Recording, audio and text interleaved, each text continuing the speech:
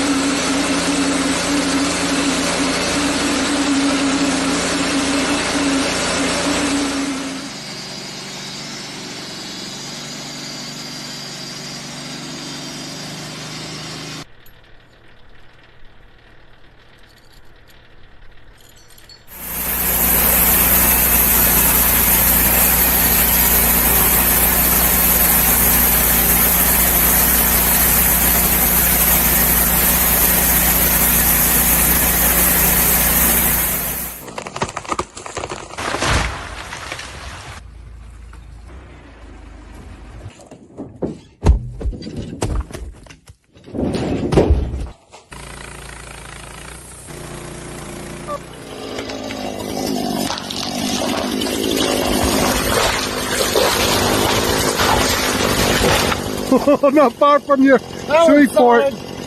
Not far from your tree fort.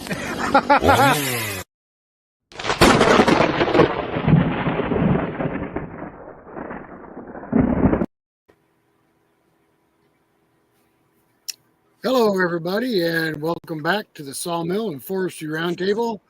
I'm Rick. We have John Davison with Davison's All Natural Gym with us tonight. We have Eric McVeigh with the Old Jarhead channel tonight. We have Michael Wilson with Wilson's Forest Lands. And we have Andy with Southern Adirondacks Outdoors. So last week when we left off with our live, we were talking about this month, getting some ideas on forming a co-op, sawmills or logs or lumber they have to get rid of. So, with that being said, the one guy that brought it up is going to try to head it up tonight. So, we're going to turn this over to Michael Wilson. Thank you, Rick. Good to see everybody here. This topic was inspired by a video I made maybe a couple months ago, titled something like "Why I Quit Logging and Milling Lumber." The idea was I can do the logging, I can do the milling, and I can run the lumber sales business.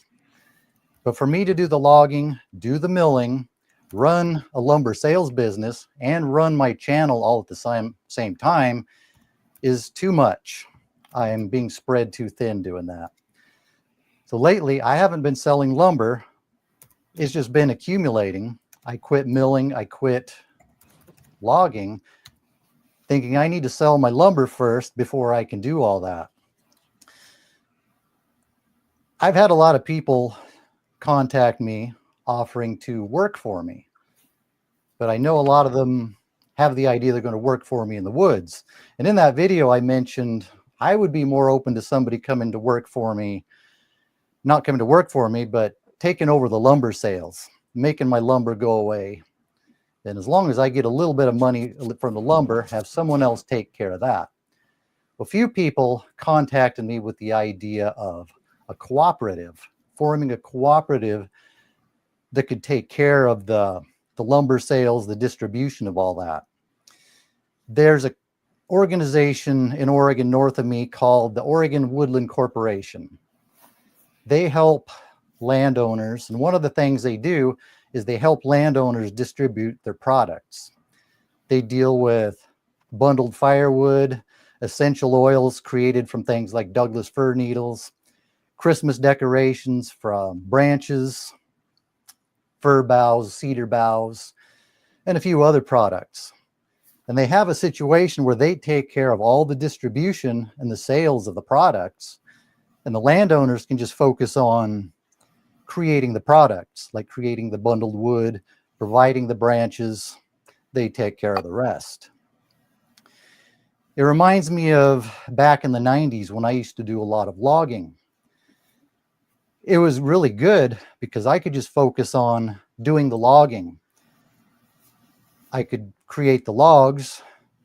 Then when I have logs ready to go to the mill, I just call up a log truck driver. They come get the logs, take them to the mill, and the mill sends me money. I think a lot of sawmill owners, they got their sawmill because they're interested in milling lumber. They like the idea of milling, dealing with the wood. That's what they're interested in. But if someone wants to make money doing that, they have to realize, or they soon realize, they have to be in business. They have to do the marketing. They have to do the distribution somehow. They have to wear a lot of hats. But back when I was logging, I only had to wear 3 hats. And that is the forest management, the logging, and trying to do it all without getting killed or injured, which I already have the hat for that. Some of you have seen the orange hard hat I wear. So that's only 3 hats. But a lot of business owners, when they get into business, they realize they have to wear a lot of hats. But what if we could somehow create some kind of a co-op that could distribute the product we have, which is the lumber? So the landowners can, or the sawmill owners can focus on what they really want to do, which is make lumber.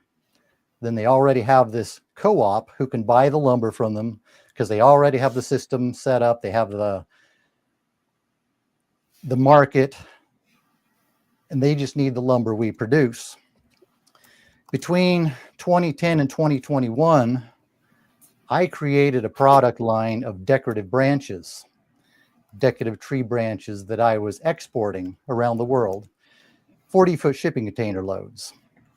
I created a distribution system for that. I did the marketing, I did the sales.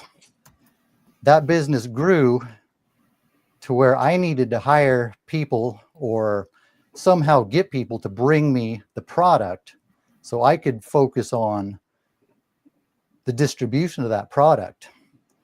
That business, the business end of it was great. I had people all over the world who were trying to send me money for these branches. The problem was on the product side. And part of that was it was such an obscure product. We didn't already have a skilled labor force to bring me those, to create those products. I had to go out and create that labor force on top of doing the rest of the business, which made it difficult. But here in the sawmill business, we already have that labor force. We already have people who are making the lumber. But if we could somehow come up with a co-op or some kind of a system that could create a need for that lumber, that's what they could focus on.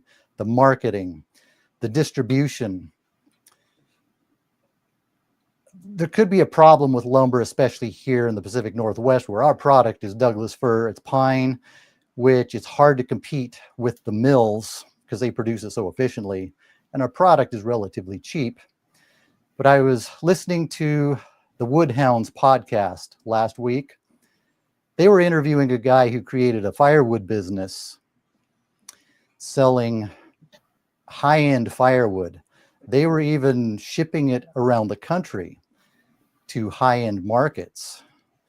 What if we had a co-op who could focus on more high-end lumber? A lot of people are frustrated with the idea they go to Lowe's, Home Depot, and the lumber is just crap. But furniture makers, cabinet makers, they want good high-end lumber for their product.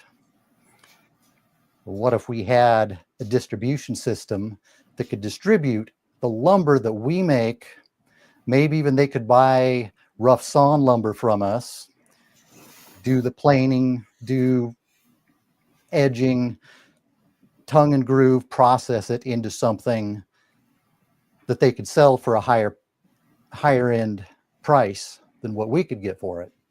Enough that they could pay us enough that we can at least get a good wage for our lumber. So I don't know what the co-op would look like, but it could also involve these furniture makers, cabinet makers, maybe even help them sell their products. We could supply them with the raw material, and it could help them get their products to market. Just throwing ideas out there. Now, when I talk about this, people might expect that I'm going to set up this co-op, which for the same reason I don't have time to sell my own lumber, I don't know that I have the time or the resources to set this up. I want to throw the idea out there. But where me and some of us who have YouTube channels could probably come in useful on this is getting the word out, bringing people together, doing the marketing, giving it exposure. I think we could be valuable to that. So if we could throw the ideas out there, that's the purpose of tonight's stream, is to put the idea out there so we can brainstorm, maybe get comments from the audience in the chat on ideas. How feasible is this? Is there a need for this? Are other sawmill owners having the same situation that I do, where it's difficult to do everything and sell the lumber at the same time? I think that's easy for some people if they have a sawmill in a place where customers can come get it. But I know people like me who are way out in the woods where it's difficult to be out there and then be somewhere where customers can come. Something like a co-op would come in really useful. This business that I created might even be a model for that. And we might even be able to open the export market for products, types of lumber that are only available in the US that parts of the world might want. What do you think, guys? I'll open up to everyone else. I want to throw a name out to you guys, because if you haven't watched his channel, there's a guy out there with a channel. It's Peter Centinello. And if you've never seen his channel, you need to go look at it, because he did a video on the Forgotten Coast. And I was thinking of you, Michael, when he did it. And he went to this little town in the middle of nowhere, and there's a company out there. And I'm talking, I don't think there's more than 1,000 people in this town, but the guy's got this massive building with all kinds of slabs of every kind and shape you can imagine. And the guy was talking to him about how his business was growing and where he was starting to sell that to. And I think it fits right in with what you're saying. So put that name down in your back pocket to go check out Peter Centinello. I could drop a link in here somewhere for you if you want. But because I actually was thinking about that when he went to that town and he was interviewing that guy. And I thought, that's really, for small sawmill operators, I think anyway, that's really kind of a great approach. In you make a specific product. First of all, you make better lumber than you can go buy in any big box store, right? Mm-hmm. You just can't. Not only can you not buy the lumber of the quality that you make, but they don't sell big slabs either, right? Or like that wood that John's going to probably show tonight, some stained / spalted maple that it's just gorgeous stuff. And you don't see that in those kind of stores. So all you really have got to do is, one, you got to find that market, but two, if you build, and maybe co-op is or isn't the right word, because co-op usually means you're sharing profits too.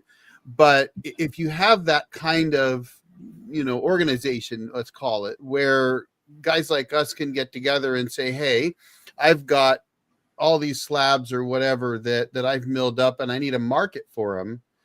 And you've got that group that can find that market, because honestly, it's there, right? Somewhere in this country, somebody wants a 24-inch, 3-inch thick slab of spalted maple to make a desk out of.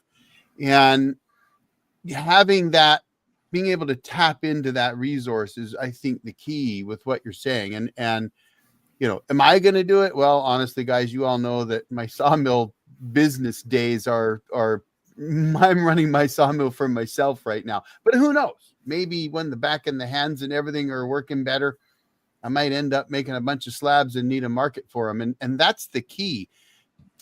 Grouping together and finding a way to have that market opportunity. And maybe co-op is the right word, because, for example, maybe Michael's got some great big slabs that he's not moving in Southern Oregon. And maybe I've got someone that comes to me, because it does happen actually. Hey, you got any slabs of this, that, or whatever? If I don't have them, I could source them.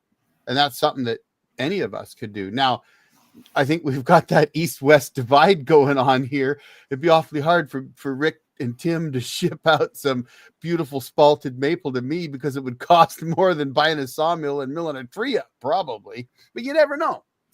What I found in my branch business, if I tried to sell those branches locally, I would not get a good price from them, because branches are abundant here. But if I sell those to the Middle East, shipping container loads of them where they don't have branches, I can get a good price for them. If I try to sell Douglas fir here, I'm going to have to sell it relatively cheap. But if there was some kind of entity that could get a whole bunch of high quality Douglas fir from all of us who have mills out here, and they could come up with a market somewhere else where they don't have Douglas fir, it's not cost effective for me to ship Douglas fir from here to New York or Dubai or somewhere far away, because it's lumber and it's expensive to ship. Well, but if someone could fill a truck, they could buy it from us, fill our good quality lumber that's different than what the mills provide. I can provide good tight grain, small knot lumber, or maybe they could finish it into something like flooring. I've thought, well, I look at all my lumber that I produce off my mill, and I think this would be beautiful flooring, but I don't produce enough of it to justify getting all the equipment to turn that into flooring. It might not even be a co-op. It could be an entrepreneur.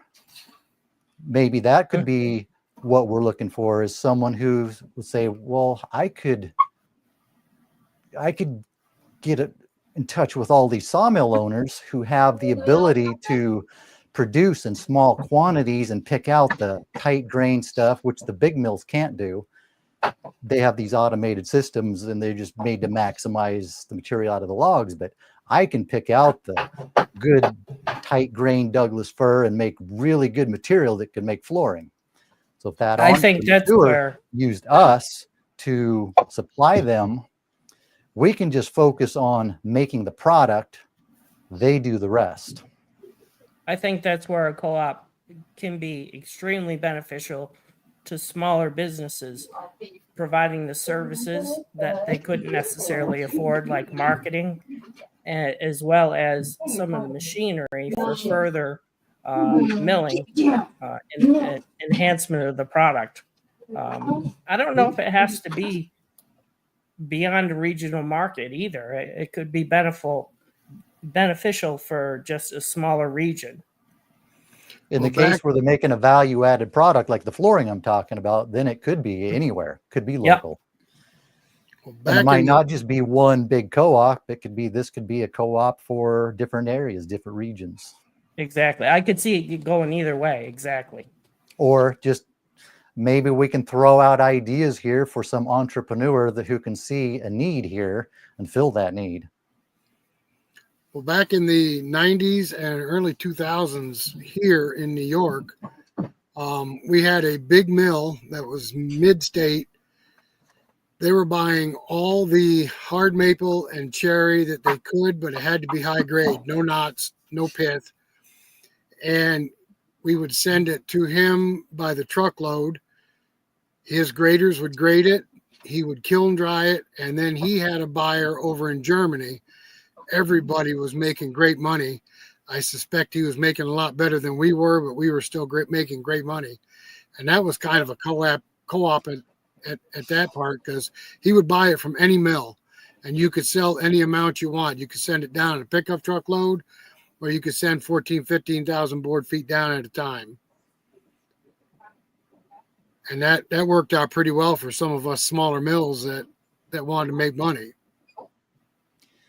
And if it was an entrepreneur or a co-op or whatever, they could collaborate with those of us who have a channel. Or all of us together, this channel's growing pretty well. Between us all, we have a pretty good reach to get the word out, to do the marketing. I actually like the business and the marketing into things. I'd be fine running a lumber business, but to do that, do the logging, do the milling, run this channel, it just spreads me too thin. But if I wasn't doing the logging and the milling, I could do the more of the marketing, even if that was for this co-op. Now, let me ask you a question, Michael. Most flooring, if they use Douglas fir for flooring, isn't most flooring quarter sawn?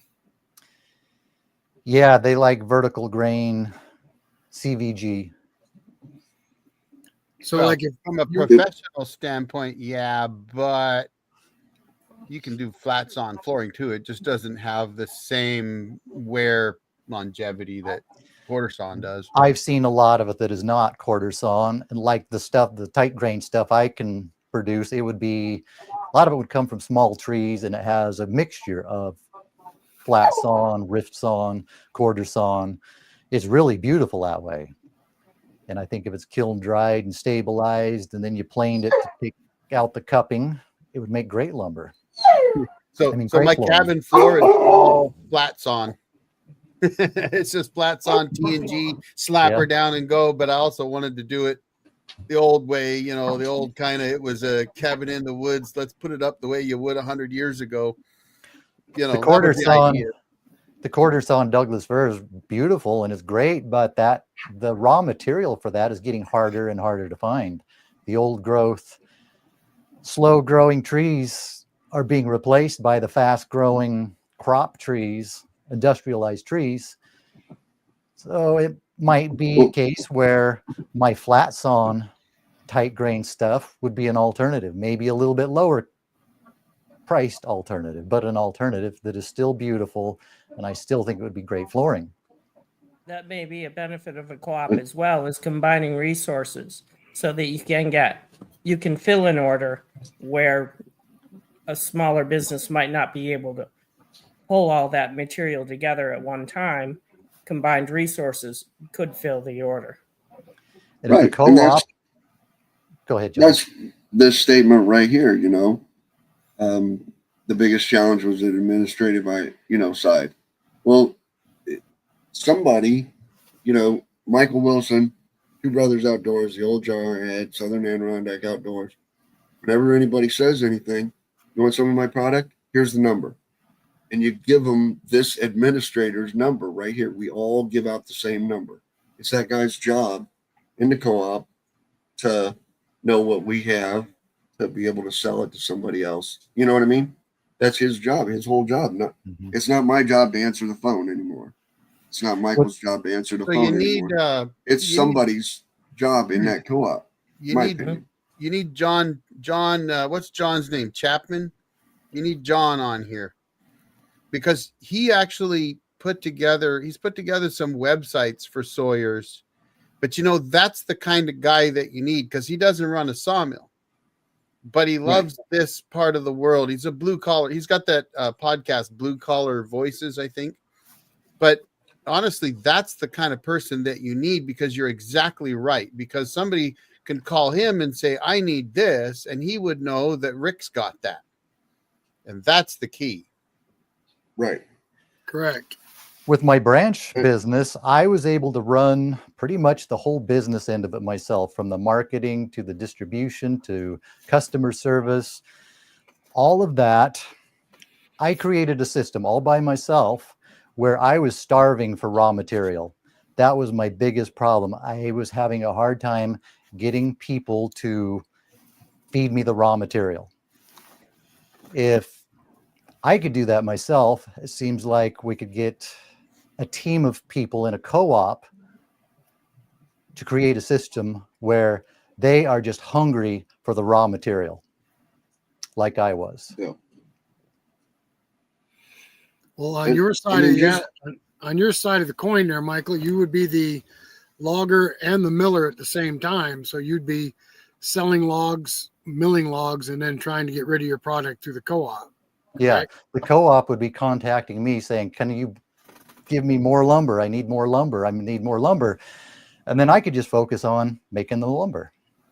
And all the people who bought a sawmill because they just love the idea of turning logs into lumber. I think most of us who have a sawmill understand that there's something about that. And that's what they could do. That's a dream for a lot of people, is just to be able to run a sawmill out in their own forest or wherever they're getting logs from and somehow make a living from it.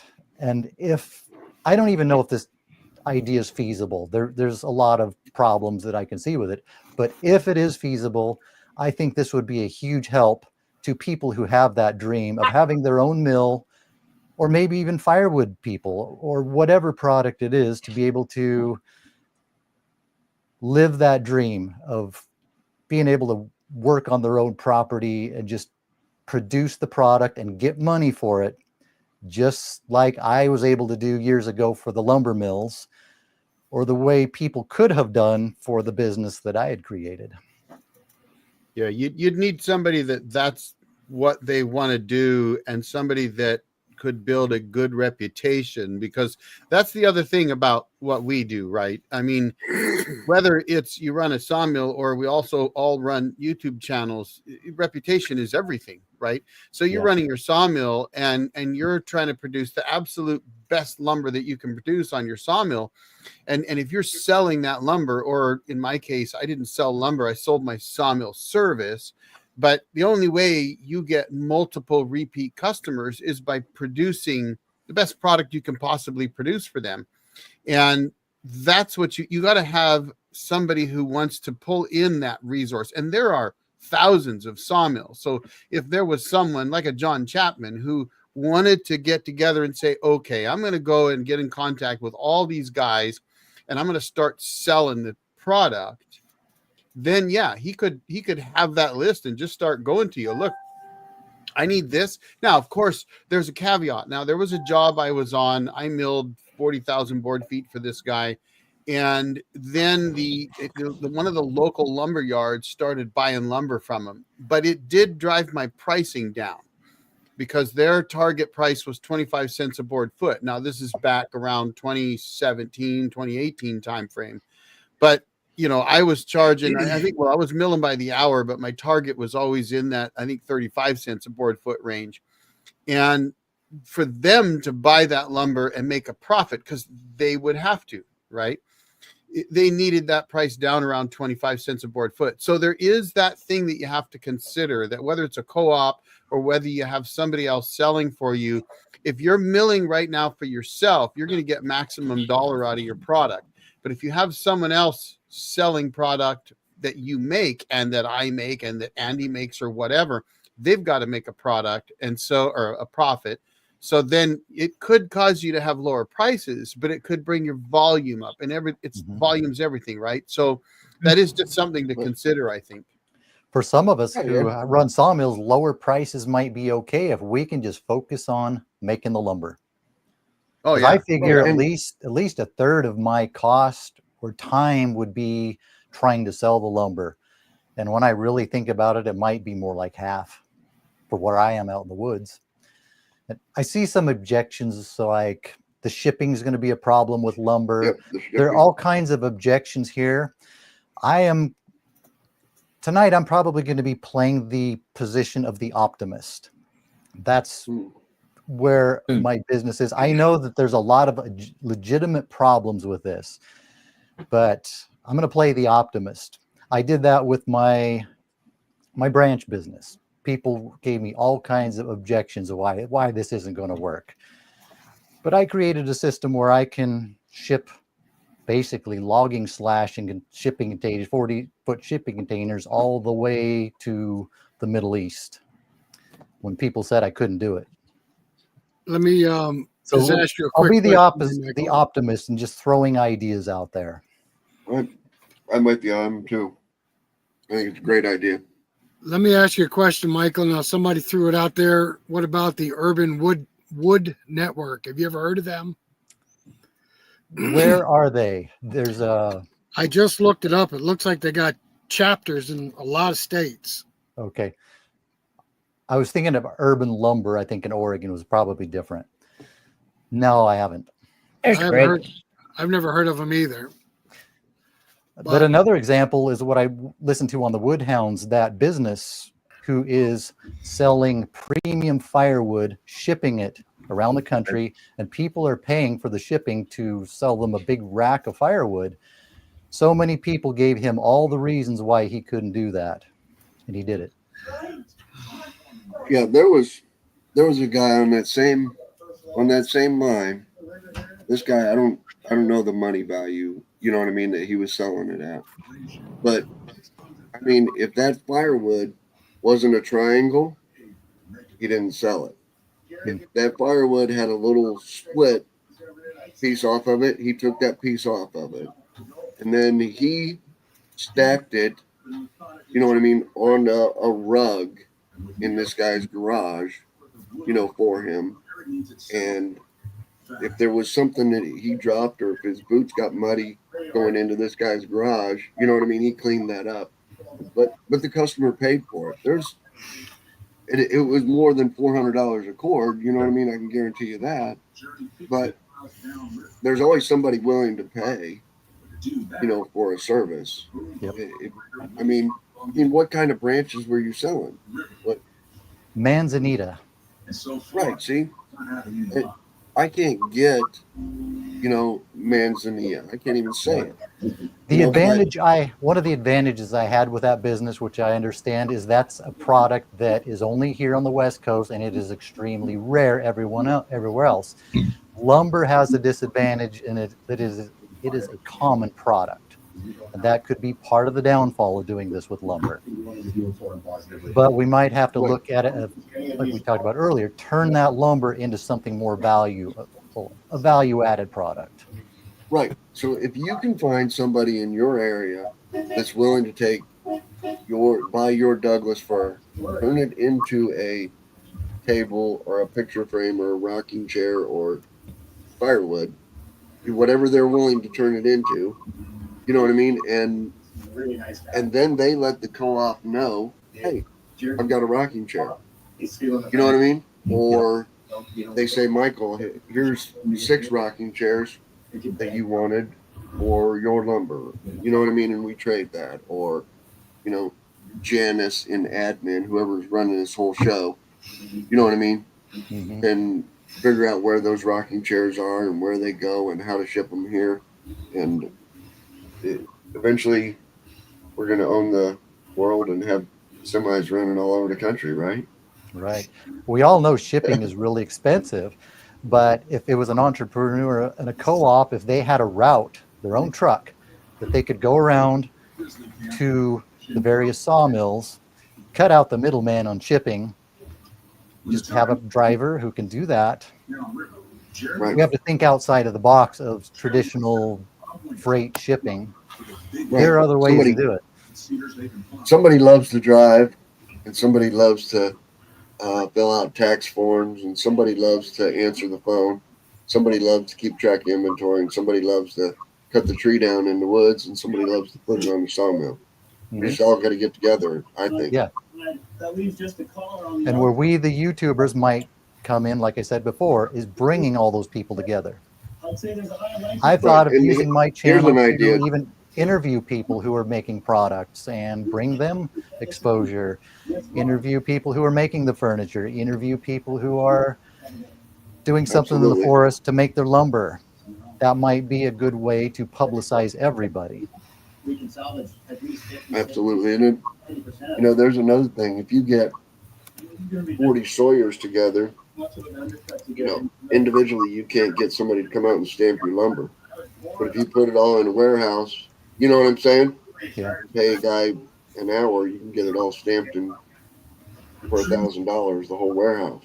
Glorified G just You know. made a great comment. Turn that $15 worth of wood into an $800 electric guitar. Right, exactly. If we can connect those guitar makers with the sawmill operator, there's money there. More money than me trying to sell boards to consumers who want to make a chicken coop. Oh, absolutely, and I Right. think that's a great point, because it's. I mean, the guitar maker is just almost the metaphor for woodworkers in general, right? Whether it's charcuterie boards that Adirondack Woodsman mentioned earlier, or tables like Blacktail Studios makes, right? And the fact that we can make anything, we're not limited to, if you've ever been to a big sawmill, they run through the 2x like crazy, but that's all they can do, right? Dimensional lumber. But we can look at a log and say, wait, I'm not making dimensional out of that one. This one's pretty beautiful, spalting, everything else. Let's slab that sucker, and let's do some 2-inch or 3-inch or 4-inch. Maybe we want 6-inch mantles. Let's make those. So that's really the key with anybody that owns a portable sawmill, is that you've got capabilities that just don't exist in the big mill world. And if we knew there's a guitar maker, there's a furniture maker, if there's a this maker or that maker, when we're milling lumber, we can be cutting up a log and say, wow, this piece of lumber here would be perfect for that guitar maker. This piece would be great for that furniture maker. And we could distribute. We have a system in place created by whatever this entity is to send each of those pieces of lumber to the proper person or the proper buyer, so we can maximize our money out of that log. Right, there's there's a perfect example right there. Gun stocks. Yeah, gun stocks too. Yeah, but how many Well, how many gun stocks are made of wood anymore? Oh, actually, The high dollar one. There are a lot of I've hobbyists who make milled- their own. I milled for a guy in north the Spokane Valley. It's been a little while, maybe 2018, but he was stopping me. We were doing some black walnut, and after every single cut, he would stop the mill. He's paying me by the hour. He would stop the mill, brush everything off, and take a good look at it and decide what he wanted me to do for my next cut. And he told me that some of the stocks he could make were worth about $10,000. So it was absolutely worth it for him to have me take 2 hours to mill up a log I could mill in 20 minutes if it meant he could get just the right piece out of that one log. Mm-hmm. Right. Yep. I I did a understand walnut that. log for gun stock. We had a Remington plant about 30 miles from here, and at one time they bought a lot of walnut to make gun stocks, but then they went to a cheaper wood, went to a synthetic stock. Of course, eventually they moved to Texas or somewhere in Louisiana. Moved out of New York. They made it too tough for them here. Yeah, and I think, but that's the large scale guys for sure. But it's the trap and skeet shooters that, big bucks guys that are out running around, just doing it for fun because they're doctors or whatever, and they can afford that $10,000 stock because they want it the way it looks, and it doesn't matter. I mean, it could be any mantles, right? I mean, I've milled for people that wanted mantles, and they do the same thing, right? Look at the cuts and then say, okay, get me 8 inches out of this right here. Okay. So, that's I think that Peter Santinelli or Santinello that I mentioned earlier, if you go find that video, I really think it's part of what you're talking about, and I think it's key, because guys that find that market, which he's found, I mean, he's starting to ship all over. And that's the key, because there's people everywhere that want specialized stuff, whether it's burl tables or they're making clocks or crosses or whatever, right? They're out there. It's just a matter of finding them. And I think the thing is Michael, where he's at or where I'm at, even though we're in the softwood world, right? This is softwood city out here, but our view of the opportunities to sell are very small, right? I mean, I travel 250 miles to run my mill, but really, if I was selling lumber, it would be where I'm at. And maybe that market's not here. Maybe it's where John's at. And having somebody that can kind of pull all that together and say, okay, I got a market for this, and give anybody an opportunity to provide to that market until it's exhausted, gives you a whole different world that you can sell into it. Especially, I think, for guys like us that have mills, and whether we run them full time or not, we've all used them to earn a living to some degree or another off of, right? Well, why do we do that? We love it. We got sawdust in our veins, right? But the market goes like this. So if you're currently producing 2x6s because there's a market for it and it drops off tomorrow, you're done for a while, unless there's somebody out there like Michael says, hey, I got a buyer for pine slabs, you know, can you make me you know what I'm saying? And then you could have more of a market that way. Well, I mean, I think, look, what you need, Eric, right now is somebody to clear your woods right up there at your cabin, right?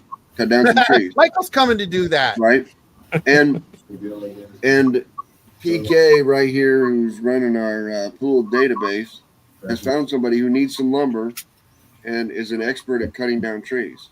And PK's gonna give that person your number, and that person's gonna say, hey, I'll work for 8 hours if you cut 4 trees for me, you know, or what, this much lumber for me. Right. You know what I mean? It could be as little as that.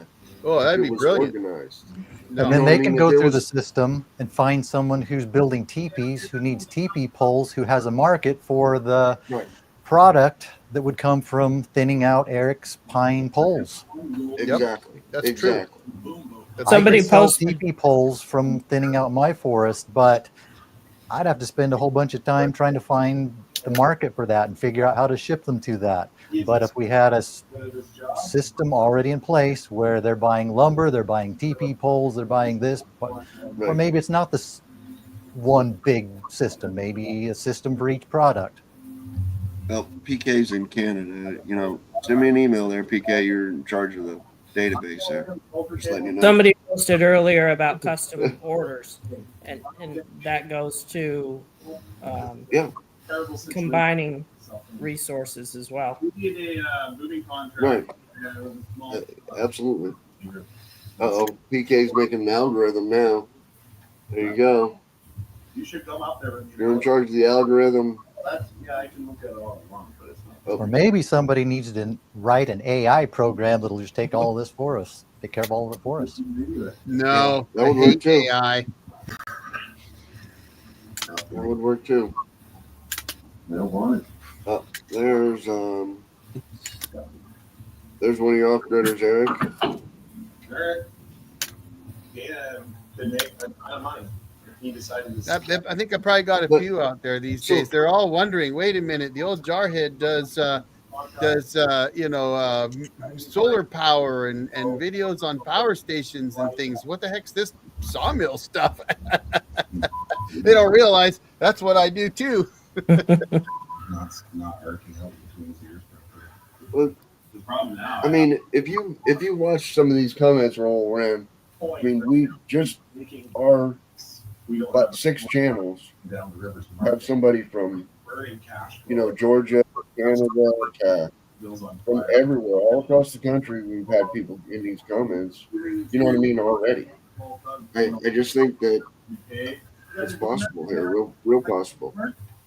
I'm gonna have to go talk everyone I know. Well, and I think there's a comment I just saw from one of the guys on my channel, and it's kind of a two-sided coin, because he's right. If you had some sort of inventory request system, it may not be even a co-op, but the co-op, I think, is also another part of that coin, because I think what John brought up is another great point, right? Like,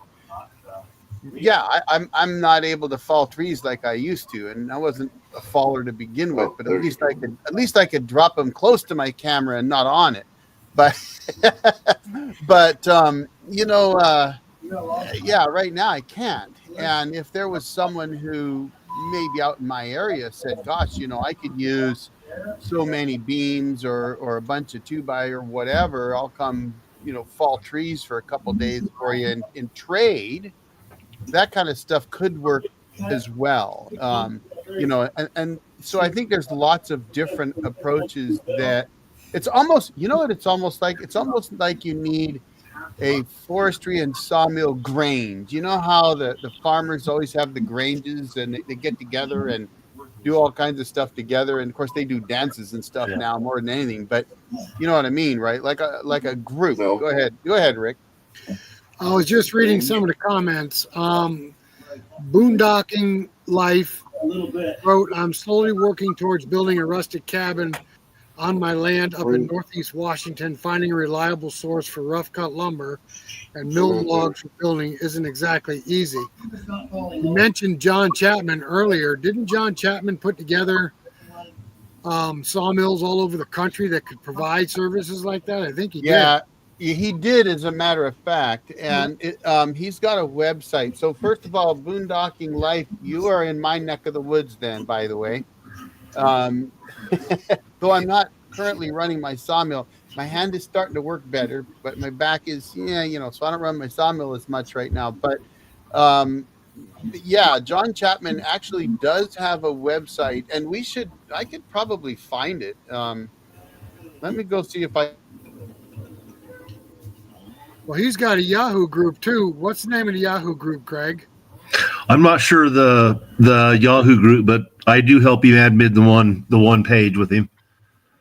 Yeah, what's the name of that page? What's the name of that Yahoo page? The Sawmills and Lumber.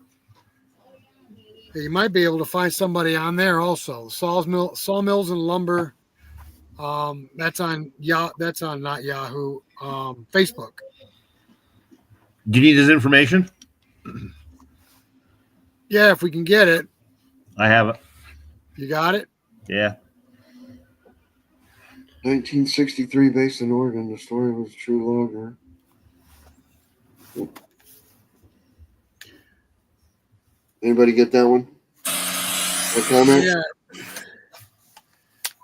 Yeah. Sorry, I was looking for John Chapman's website because he does have an actual website, and I think it is. I think Craig, I think it's the same as the Facebook group. I think it is. I'm just not 100%. I know on his website or some site he had sawmills listed all over the country. Yeah. Provide services and lumber, because we were on there for a while. I don't know if we still are or not, but I know we're listed on there. You also have like the Wood Miser Pro Sawyers group. Now that is Wood Misers, but they do too, right? You can search by state, I think. Zip code. Zip code. Oh, by zip code now? Yeah. Yeah, they can't search by state. I heard zip code somewhere, Eric. Now, what's this one? A few years ago, a TV show, I think it was called Burlwood Hunters around Medford, Oregon. Oh yeah, burls are always worth big money, actually. I mean, those are always worth. You guys are way ahead of me in the comment. What about this comment? You guys got anything on that one?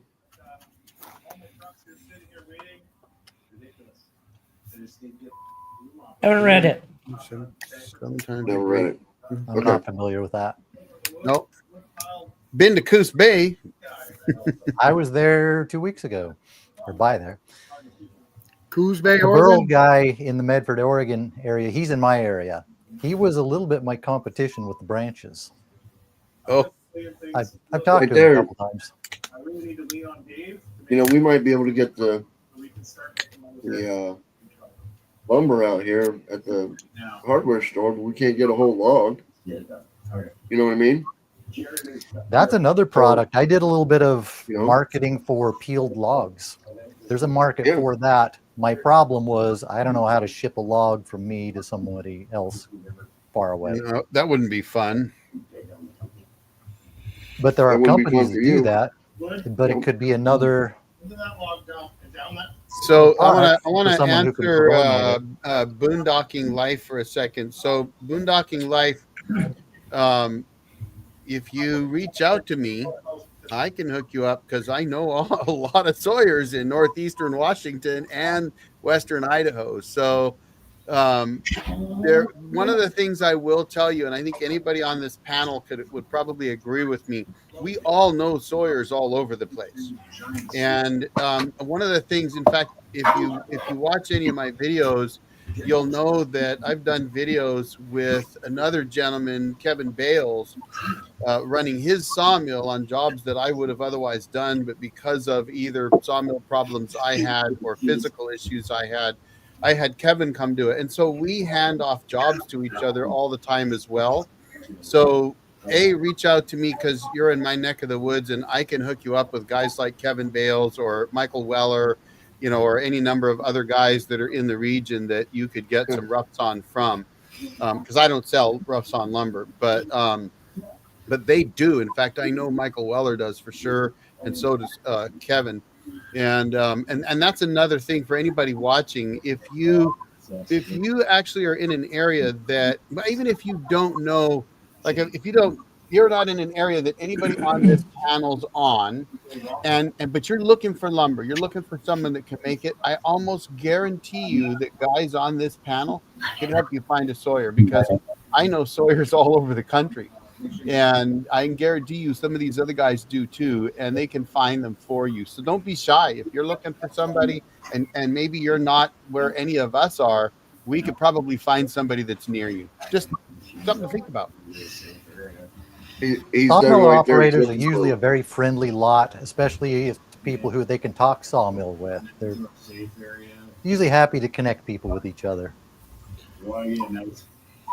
Anybody know where Grants Pass is? Yeah, right next to me.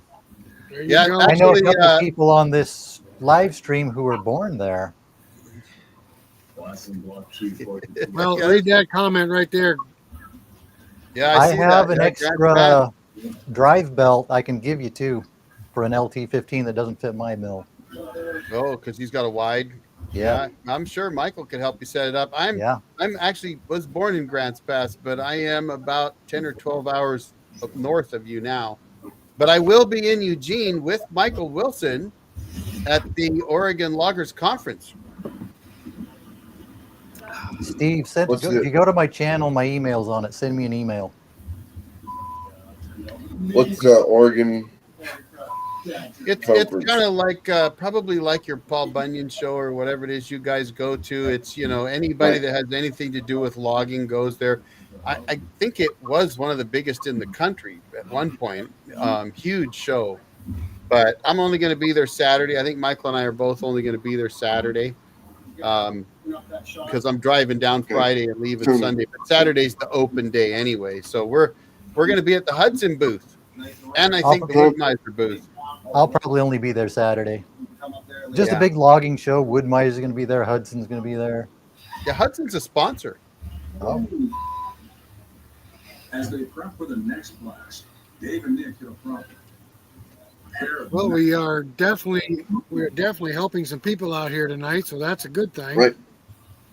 Where you at? I'll trade you kiln dried board foot. Right there. Yes. I wish I had. I'm trading it right now. I'm trading it for signs. I'm trading it for.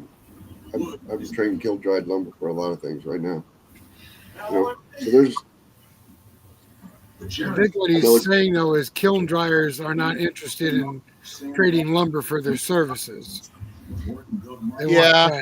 That's like people who contact me asking if I'll cut their lumber or their logs in exchange for some of the lumber. The last thing I need is more wood.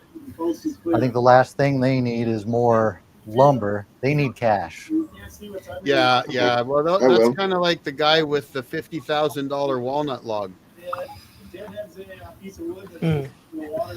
Aren't they all? Exactly. Yeah. The only time I would do on shares is if it's something that I don't have that I want personally, right? Like if someone came to me and said, I got some maples, probably going to be spalting in it, I'd be willing to split it with you if you'll mill it. Well, then I might consider it if I'm looking to get some maple. But I think a lot of people forget that that's not worth anything until it's been dried. And, I might sit outside my shop for a year and then I got to find a kiln since I don't have one, or I got to make my own solar kiln in order to get it dried out right. And it could be 2 years before I could use it. So, What Lindley's question reminds me of is something to look into is what is bigger, the demand for our product or the supply? What's bigger, the amount of sawyers out there producing lumber or the amount of people who want the product we have? Scary. I think In that's my a, case, with the branches, the market was bigger than the suppliers. That's one of the reasons I was able to do well in that business. What do we have with the lumber market? More it people swings wanting though, lumber, more right? people It selling it. swings. So I think it's like anything else. Supply and demand ebbs and flows. And sometimes I know there was a period where I think, Michael, you couldn't produce enough 2x stock to keep up, and then you couldn't sell it. Yeah. Right. It's like this. It depends. It's a roller coaster. Yeah. Yeah. And I think the other thing is that lots of people buy sawmills because they're going to go make $1 million running a sawmill. And no offense to anybody, but there's a lot of people that buy sawmills and they don't actually really find that it's something they want to do all the time. Because I think it takes a special kind of crazy person that gets sawdust in their veins that just loves making lumber, right? And you're looking at 6 of them right here. Yeah. But that's not everybody. And so you see a lot of sawmills that don't really produce. I can't tell you how many sawmills I've seen that just don't produce. And Well, that's one of my problems is I don't want to sawmill all the time. That's one of the reasons I don't want to put a lot of focus into building a lumber business. But with a co-op, I could mill as much as I want because the business is not dependent on me. right. Well, and I mean, I think that's like Kevin Bales was finding out that you could mill full time for a while, but then if the lumber industry kind of falls out, the bottom falls out a little bit, you better have a backup plan. And he's running an excavator and a dump truck. He And, just got done texting me. Did he really? Yeah, he's sending me pictures of his new firewood processor. Yeah, exactly. But see that you just made a great point, though, right? You just made my point. No, my grandpa used to tell his kids, hey, the more guys you know, especially in your genre, hey, the more guys you know, the better. That way they can help you. Word of mouth is crucial. You do a guy a good job, he's going to call you back. Yeah, well, that's true. That is true. Someone just commented about pellets. That's where a co-op or a business would be good because I don't produce enough wood to justify the expense of the pellet mill. But a co-op or a business or whatever it is, maybe they could justify that. That's like they'd be working with more volume than I can work with. Yeah, yeah. There are small scale pellet mills you can get and build, but I don't know that you can make a profit with that if you don't have the economics of scale that could come from people teaming together to produce more product. I don't know that that product is viable for the small producer. I could be wrong. That product sounds like you paid too much for me. Let's put Steve's comment up there because I want to know what kind of mill too. Because we all have an answer for you, Steve. I can guarantee you, if it's a Wood-Mizer LT 35 or 40 or above, I can definitely tell you what your problem is probably, and so could Craig and John. We all run those. Let's get to this one. You're paying $2.50 per board foot for walnut log. Well, I don't pay for logs, so I don't know, but 4 years ago you could get them delivered to your mill for 50 cents a board foot. I do know that. Yeah, I wouldn't pay that for No. Yeah, I mean, I've seen guys selling it at $10 a board foot green, but that's when the market was really hopping. And I'm still selling kiln dried for $14 a board foot. Kiln dried, yeah, not green, dried. Not wet. No. Yeah. What would you sell it green for? Nathan was charging 12. I don't. 12? You can get $6-8 a board foot green for walnut. Yeah. So and it ebbs and flows, but paying $2.50 a board foot on the log. It depends on which scale you're using. Yeah, Depends I don't on know what your niche market is. I think absolutely. That's where maybe some of the higher end products targeting high-end buyers might be less volatile. Well, the Norwood guy, you know, probably that's where I'm at. That mill behind me, you know, I ran it like crazy for a while, but it's gotten to the point where I need to work on my cabin, and I need it so I can continue building. And I'm broken, so I'm not running around in the Sawdust Roadshow anymore. But so I'm that way now, right? Most likely, I won't go back into business on my mill. You never know, though. Like, I would never rule it out, because if you got an LT40, then you know, if I want to go out and make some money, I can. So I mean, just like this guy, you know, the Norwood guy right here up on he bought a Norwood. The only reason will be for building on his island. Well, what if you can get a carpenter that'll, whatever, put up a wall if you give him 6 logs? You know But what I if mean? he's on an island, he'd have to ship him off the island. I don't know. You know what I mean? Float 'em. But there's always something. You know what I mean? That what are you going to do with the slabs? Maybe somebody's willing to swim out to the island and make a raft out of your slabs. Yeah. I know that's far fetched, but you know what I mean? There's somebody. It's just like the walnut gun stock. It's just like the ambrosia maple. It's just like whatever those branches are that Wilson was selling. I can't say the name of the wood. You know, somebody wants those somewhere, and somebody's got them. We just got to. Now, he's got a barge, so he says he's got a barge and 62 acres of wall-to-wall trees. So there's your Steve Crosses. Yeah, Steve, you haven't That's answered like a it. roller I want coaster. to know what kind of mill you've got. He's probably just joking, but if you are cutting waves, buddy, tell us what kind of mill you've got so we can help you out. Mine was cutting like a roller coaster until I tightened up the drive belt. Do you know how many times I've told people that? I can't I've even. heard some count times the you've time. told people that. Yeah. Because, you know, and it's amazing. That's the thing about Facebook groups, right? You get this, we'll change the band out. We'll put another band on. Tighten up your band. Put lube on it. Take the lube off. And I'm going, fresh band. The band's properly tightened. You're probably using I don't care if you're using lube or not. If you're cutting waves, check your drive belt tension. Just do it. Yep. I think what it is, though, is a lot of guys don't have hundreds of hours on a mill.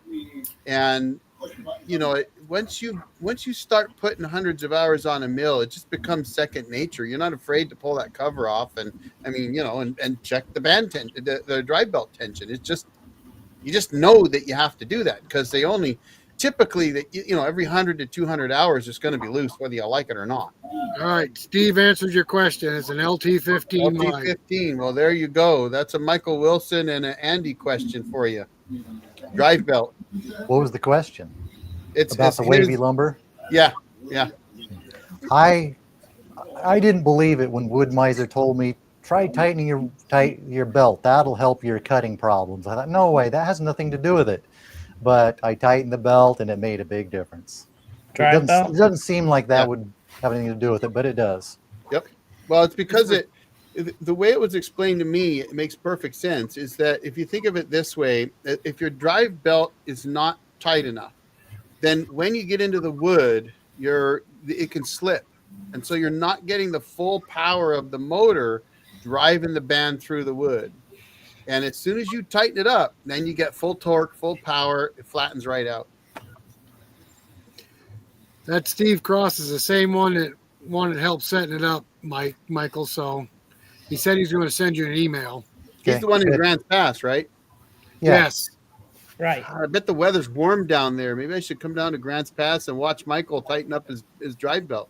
I don't want to brag or anything, but we've had short sleeve weather there. Well, actually down in Grants Pass, it's in the town, in the valley, it's foggy and cold and miserable. But when you get up in the mountains where I am, it's up above the fog and it's warm and nice. It's warm here Cold. too, see? Yeah, Eric's out. It's light there too. You must have jumped time zones. Well, I'll be more than glad to send anybody snow that would like to have some snow. You know what would be really funny, Michael, is if a deer ran behind me right now. Because that'd be really hard since it's in my house. Yeah. When you have a deer run through your house, you have something wrong. Yeah. Yep. So there you go, Michael. Fires in California drive up the lumber prices. I don't think it will be anytime soon. By the time they do all the cleanup, do the insurance companies, the city of Paradise that burned years ago, they're still working on that. It's going to be a It's long time California. before They'll they're never able to get it rebuild. rebuilt. It's California. They're not gonna, the red tape will kill them. In Oregon, we had a fire like that in the Rogue Valley here in 2020 that wiped out a couple cities. It took a long time before they were able to do any mass rebuilding. Oh, he's in Sunny Valley, so he's There's outside. another shipping one. Absolutely. Shipping is the biggest issue in the lumber business for me. I think it would be for anybody. When you have wood, there's no demand. You know, it's kind of like the wood builds up when there isn't a demand. So then you have wood because there wasn't a demand. But when there's a demand, you can't keep it in stock. That's the other Right, problem. so- It's not easy to store, to warehouse. Like I could be Right, cutting it- it right now and then store it up for when the market is good, but it takes a lot of space to store it. It's the perfect example to me is the farmer's market. You know, you go to the farmer's market in the spring and you take everything you got, all of your spring stuff, and 17 people are going to ask you if you have sweet corn yet. You're like, no, it's, you know what I mean? This is spring. We got radishes and lettuce and, you know, the early stuff. And as soon as you get sweet corn, 17 people are going to ask you if you have lettuces and radishes. You know what I mean? And the spring stuff. It's the lumber to me is kind of like that. If I don't have it, that's what somebody wants. When I get it, somebody wants what I had 6 months ago. You know, it's hard to keep an inventory of everything. So Steve has there's made the another barn. comment there. He thinks the problem is dead pine and knots. Well, the problem is the drive belt, but when you're milling big knots on pine, you got to slow down and turn the lube off. And if you turn the lube off and lube after you're done the cut or before you start the cut to clean the band off, you'd be surprised how well you can cut through big knots, especially if you slow down on the knots. Now, the LT15 is a little different than what I'm used to, so I can dial my speed up and down on big knots. But I even did a video on doing that, and it wasn't my idea. I have to credit Jake Dean, Custom Sawyer out of Georgia, who and somebody else on here asked about Forestry Forum, and yes, I'm on Forestry Forum. And I learned damn near everything I know from Forestry Forum. But yeah, Jake Dean's the one that told me that, and he was absolutely right. The first time I tried it, I was blown away at how much smoother I could cut through big knots. Turn the lube off and slow down. Actually, if he puts the small end of the log towards the saw head, that'll help also. It can, yeah, if you can get it there. It depends on how big that log is. Might not want to. But yeah, Here you Tom, go. I think it was Tom that asked who's all on Forestry Forum. We're not to Tom yet. Todd We're on Adams. Wildhorn. We're on Wildhorn. He wants to know where everybody's from. Starting with you, Michael. Southwest Oregon. Adirondacks, New York. I'm in Illinois, northern Illinois, just south of Chicago. Greg. Northern Utah. Northern I'm Utah. in northeastern Washington, the Everbrown state. Andy. We're in the southern Adirondacks in New York. There you go. We're scattered all over the place. We certainly got the. If Steve was here, we'd have all four corners of the country. Yeah, Steve's usually here from West Virginia or Virginia, Virginia. and he's down in the neck, got a neck problem, so he's not here with tonight. How many are you on the Forestry Forum, Michael? I'm not. No, Tim? Nope. No, I'm on the Forestry Forum. Tristan, I think Tristan or SR Tristan. I don't know. I don't remember my name. Craig? You can find me, Old Jarhead. Yep. Craig? You on No. there? No. Andy? I have a profile, but I don't go in often. All right. All right, you guys can go back to talking now. Sorry. There's the tighten the drive belt. You guys are just a little bit, too far ahead of me. We'll let you get caught up. I won't even show the Fern River, that next comment right there. Have you come up with any Actually- life-changing ideas yet, Michael? Any what? Any life-changing ideas yet For, for the co-op? oh, not life changing. Now, Just how far mostly away just are what you I from- said. I'm just throwing the idea out there, how to set it up. I'm not sure. We're just brainstorming here. How far are you away from the nearest big city? What do you call a big city? I don't know. Let's say 100,000 or more. Hour, Hour. 40 Which minutes. city? Medford's not that Medford. big yet, is it? Is Medford that big now? Not Medford, but Medford and surrounding cities are So like well White over City 100,000. and Like White Central City Point, and- White City, Talent, Phoenix, Ashland. Gotcha. Okay. It's big enough to have a lot of facilities. Okay. It was Yeah, I big enough didn't- to ship shipping containers out of. I was thinking the next biggest city to you would be Eugene. Eugene is bigger than Medford, but not. I don't know what the population of Eugene is. Well, Eugene Springfield, I think that's got to be bigger, but maybe not. It's definitely bigger than Medford area. Yeah, we, There's your spruce nuts. Spruce knots. Yep. Look at Craig's face. I can tell you about that. That's for sure.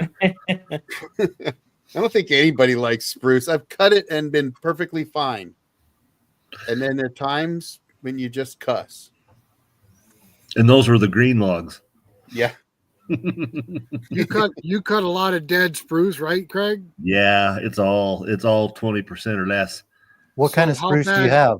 It's Engelman. Okay. How bad is your waves over the knots? Mine. Yeah. I don't do waves. He's I running just- carbide.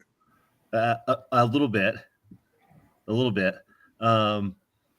I do a lot of bimetal, but I slow down, and I sacrifice having a what do they call it? The band resonance, the vibration of the band, because I'm going slow enough that the band's not loaded, so it'll leave a slight chatter mark on the band, but I can keep my cuts flat if I go slow enough. It's a game of dialing back the speed on the knots. It's Yeah, and every tree is different because every Yep. tree doesn't have the same. They're different. you got to read every one. Yep, that's for sure. Sure, some pretty stuff. All the sapwood has color in it, so, but that's not the. I mean, I can tell a difference in between how my planer planes the sapwood versus the heartwood. Plus being dry. So, Marketing cult. oh yeah, sorry, you reading that question? Thank No, you. it's like, no, I have not heard of a CSA garden. She's been marketing talking about cult. a book this whole time. And I can't. It was that first question I posed to y'all, and I just can't follow that book. But now I have I've no heard of this experience with co-op. that. I've heard of this co-op though, or this CSA, this garden marketing. Is it nationwide or is it specific to a certain area? It was. I don't. That one I don't think's running anymore. I think they got shut down. It was a book. I think it was just a book or a TV show or something. I don't know. I've never heard of it. I didn't either. What was the other one? Oh, like Craig, you ever have any live edge with the burn? You know what I mean? You have a market for that? Somebody buying the burnt live edge? Okay. Yeah, the burn it's just a little dirty. That's all. Turns everything black for a minute, but the wood's still good in most cases. Right, but do you sell that wood with the burn on it? With the bark on it? Yeah. No, because by the time it's being sold, the bark is coming off. If depending on how thick your slab is, once you slab But it. is the outside of the wood burnt? It shows No. vanilla black. No. Okay. Okay. It could be if the bark was removed during the fire, they'll be black on the you know what I mean? But Right. But no, the wood once the logs are debarked, you would know they were in a fire. You can smell it, but you couldn't see it. But I have a guy out here who wants to buy a log live edge that was burnt, that he knows was in a fire. You know what I mean? Mm-hmm. Yeah, and you could make that. And I don't have any forest fires around here. You know what I mean? That's the perfect example of somebody needing a product that you have. That I The don't fire have a actually chance to hardens buy. the wood, doesn't it? It does. That's why bimetals are really good for burned logs. Boondocking Life's question: would you rather use a cheap farm truck or a cheap tractor to yard out trees? If it were me, I'd probably go with the tractor. Because tractors, especially, I don't know about you, Michael. I find my tractor will go places my truck won't go, and I don't I've care as done much. both. It Me depends too. on if you have a need for a truck, if you already have a truck. In my case, I already have a truck for driving around. I've done it both ways. I bought an old beater truck as a log skidder, works well, and I have an old tractor I use for a log skidder. If they're both the same price, I would go for the tractor. There's just so much more you can do with a tractor. Yeah, I mean, I used to use my Jeep to skid logs, and the Jeep worked great for skidding logs. But today, it's tractor all the way. I would go tractor. And if you need a pickup bed or something to haul things around in the woods, just put a trailer on the tractor. We actually use 4-wheelers and log arches to move our logs. Keeps them clean. Yeah, your setup works really good too. I am so amazed what you can do with your 4-wheelers. Yeah, I'm jealous. Except for I do have a grapple, so I just pick my logs up and then take them and set them to my mill. Well, we put tongs on the log arches. That cut our time down a lot. Mm-hmm. And we use the log arches to back the logs onto the mill too, so it works out pretty good for us. And it's I'd like to look at that Hud-son, that Hud-son skidder plate. I think, don't you guys have one, Andy? Yeah. What is it? Uniforest. 35 Uniforest. Because I know Hud-son makes one, and I was like, that's what I need. Yeah, it's they're contracted with a company, Uniforest. So. Oh, okay. So that is who makes it. Yes.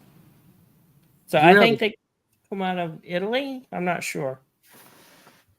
You have a skidder plate too, right, Michael? Yeah, the farmy version.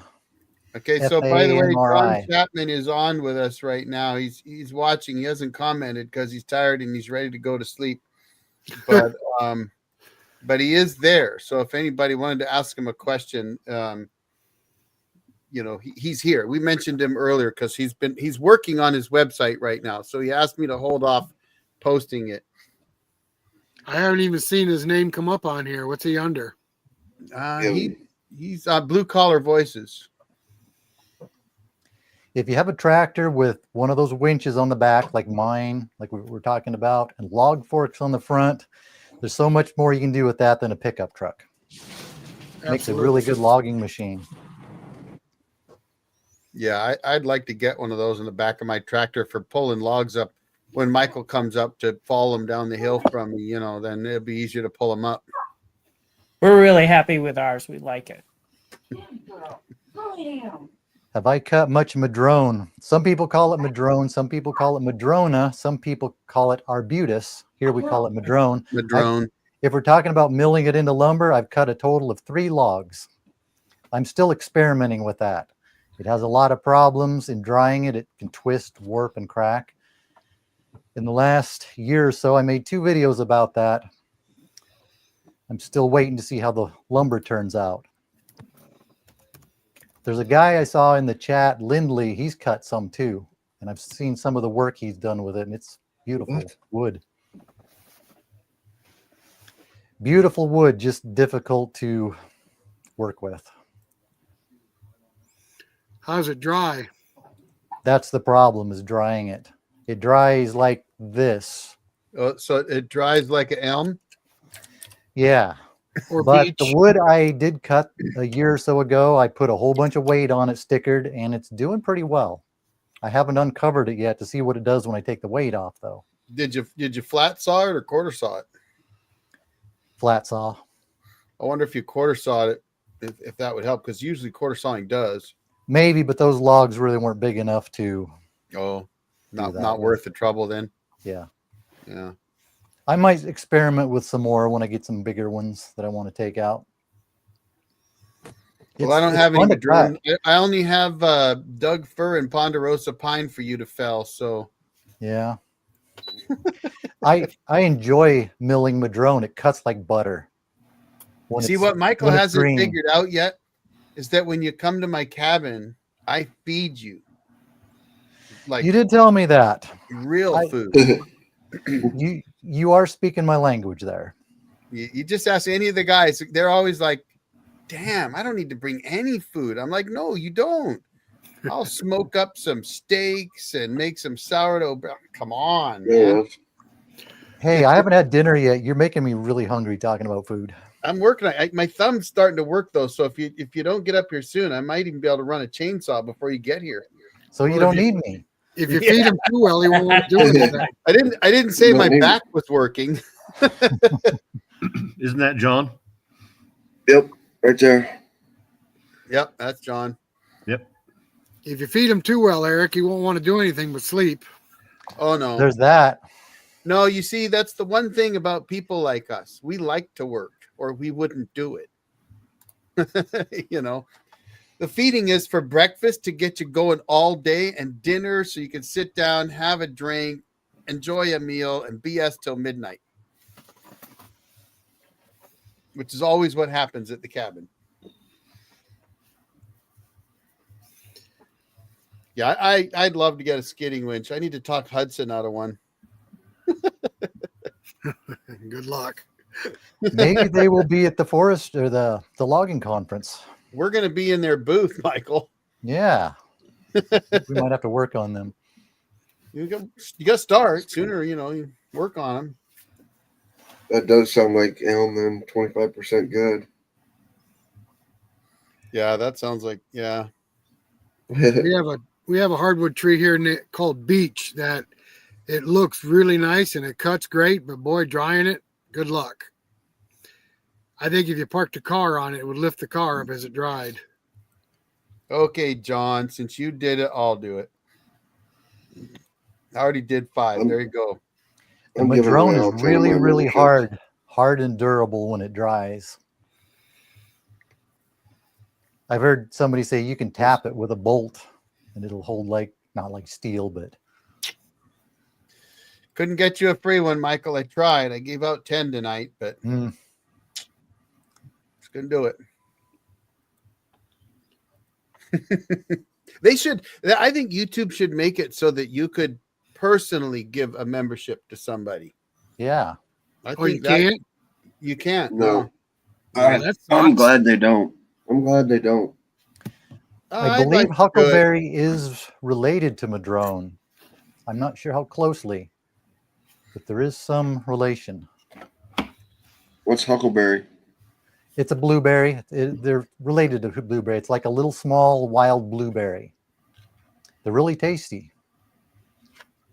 We have several different varieties out here in the West. I think they have them in the East, Northeast too.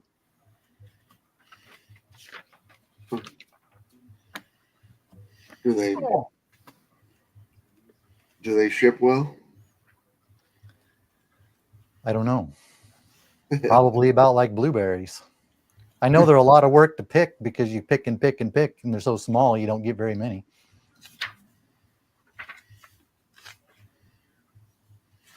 Madrone must be a fairly hard wood, eh?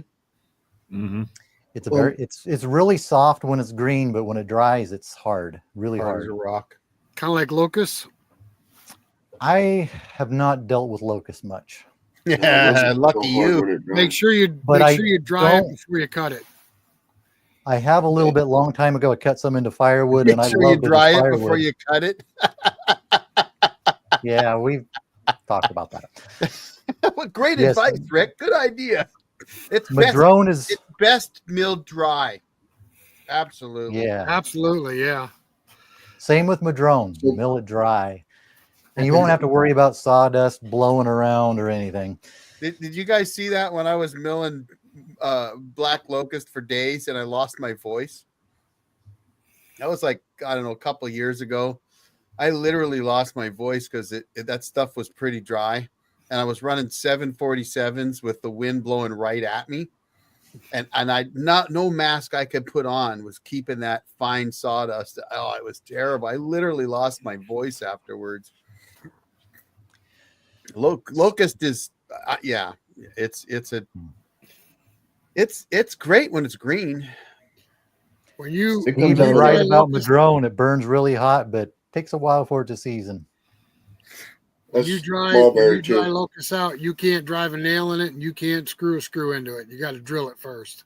Yeah, you better have a diamond cutting wheel to cut that shit. It is That's- hard.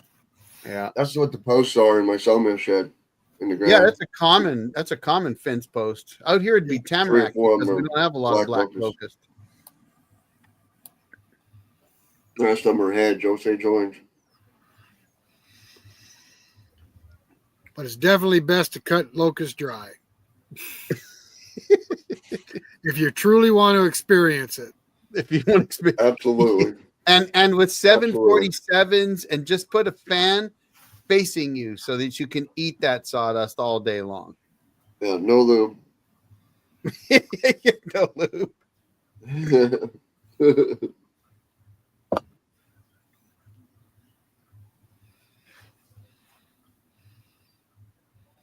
Anyone has sawdust for brains, as we say here in the South Sound area, Puget Sound, should know what biochar is. Yeah, well, I'm east of you where we don't have the rain, so, but you know, Biochar is charcoal.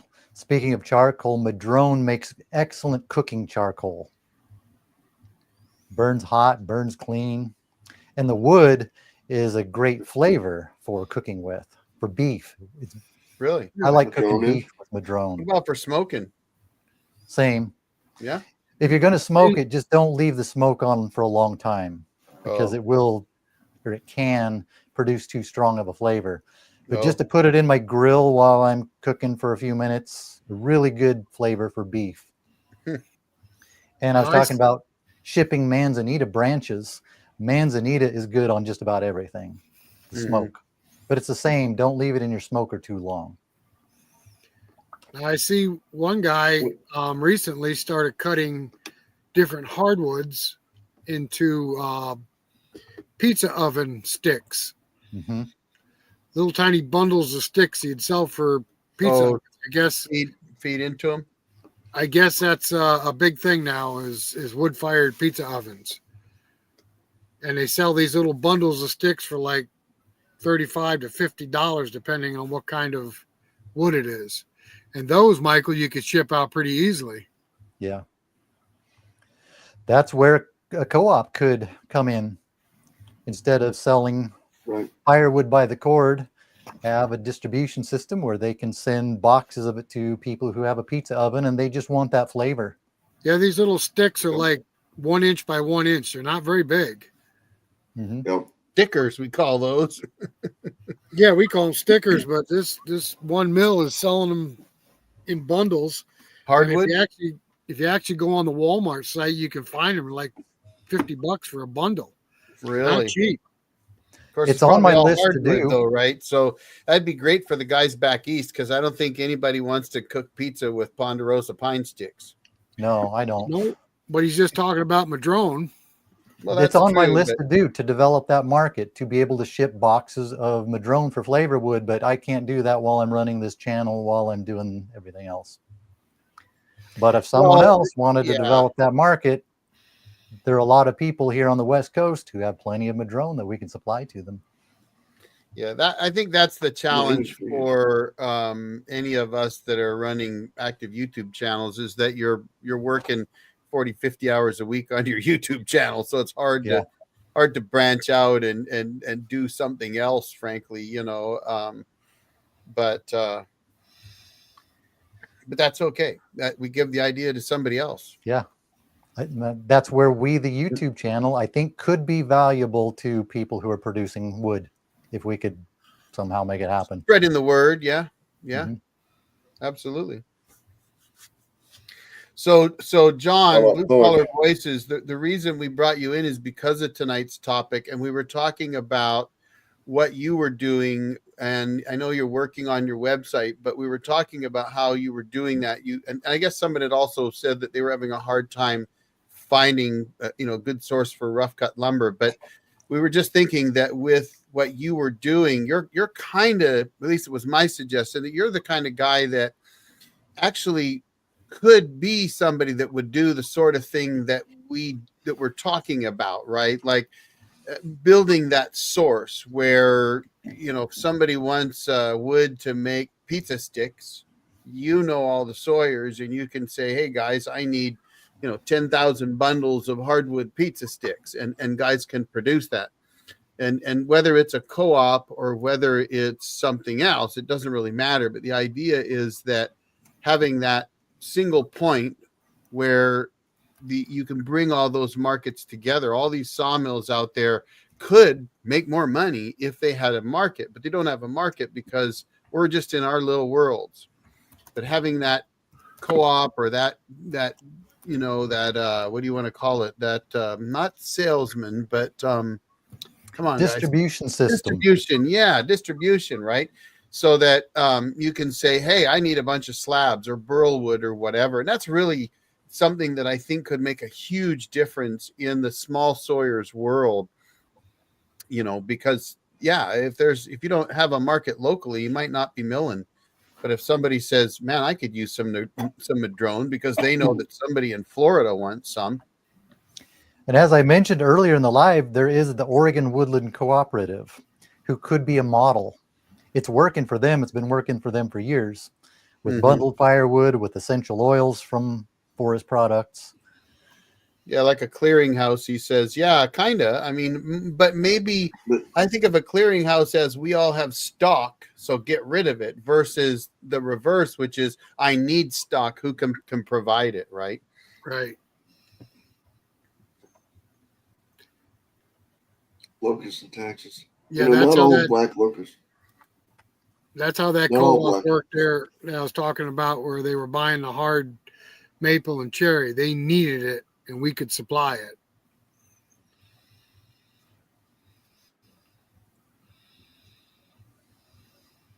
it. Thank you. Nothing's changed. Why is that? I just said he He likes likes his Michael's style.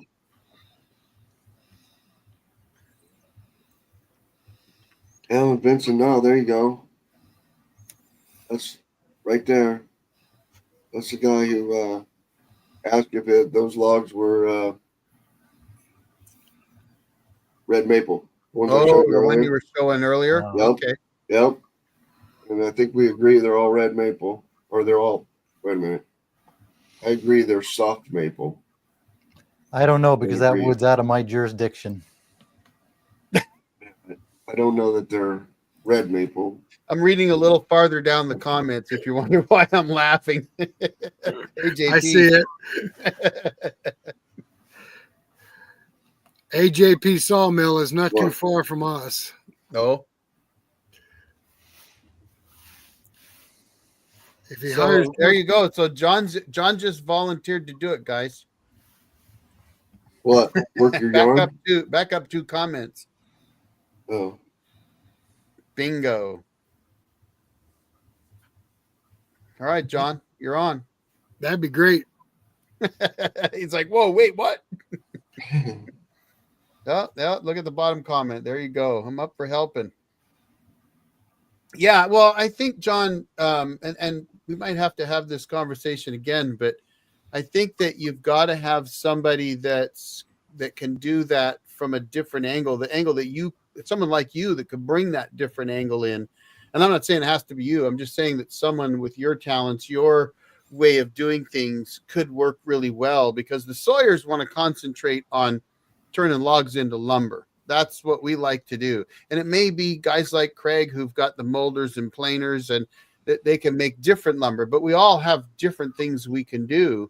And well, John kiln drying, right? You know, Andy and Paul have got tons of hardwood, and Tim and Rick as well. And then you got us softwood guys on the West Coast. And I'm not talking about us 6, really. We're talking about 1,000 sawmills.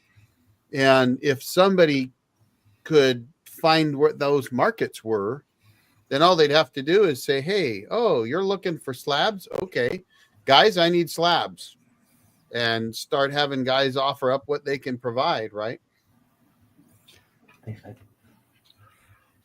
Yeah, and earlier, John, we had a guy looking for wood for building a cabin. He couldn't find any wood, and that's where your name came up, because I know you got a list of sawmills all over the country. Yeah. Timber framing material is another idea. Someone just mentioned biochar. That's another idea. Yep. Yeah.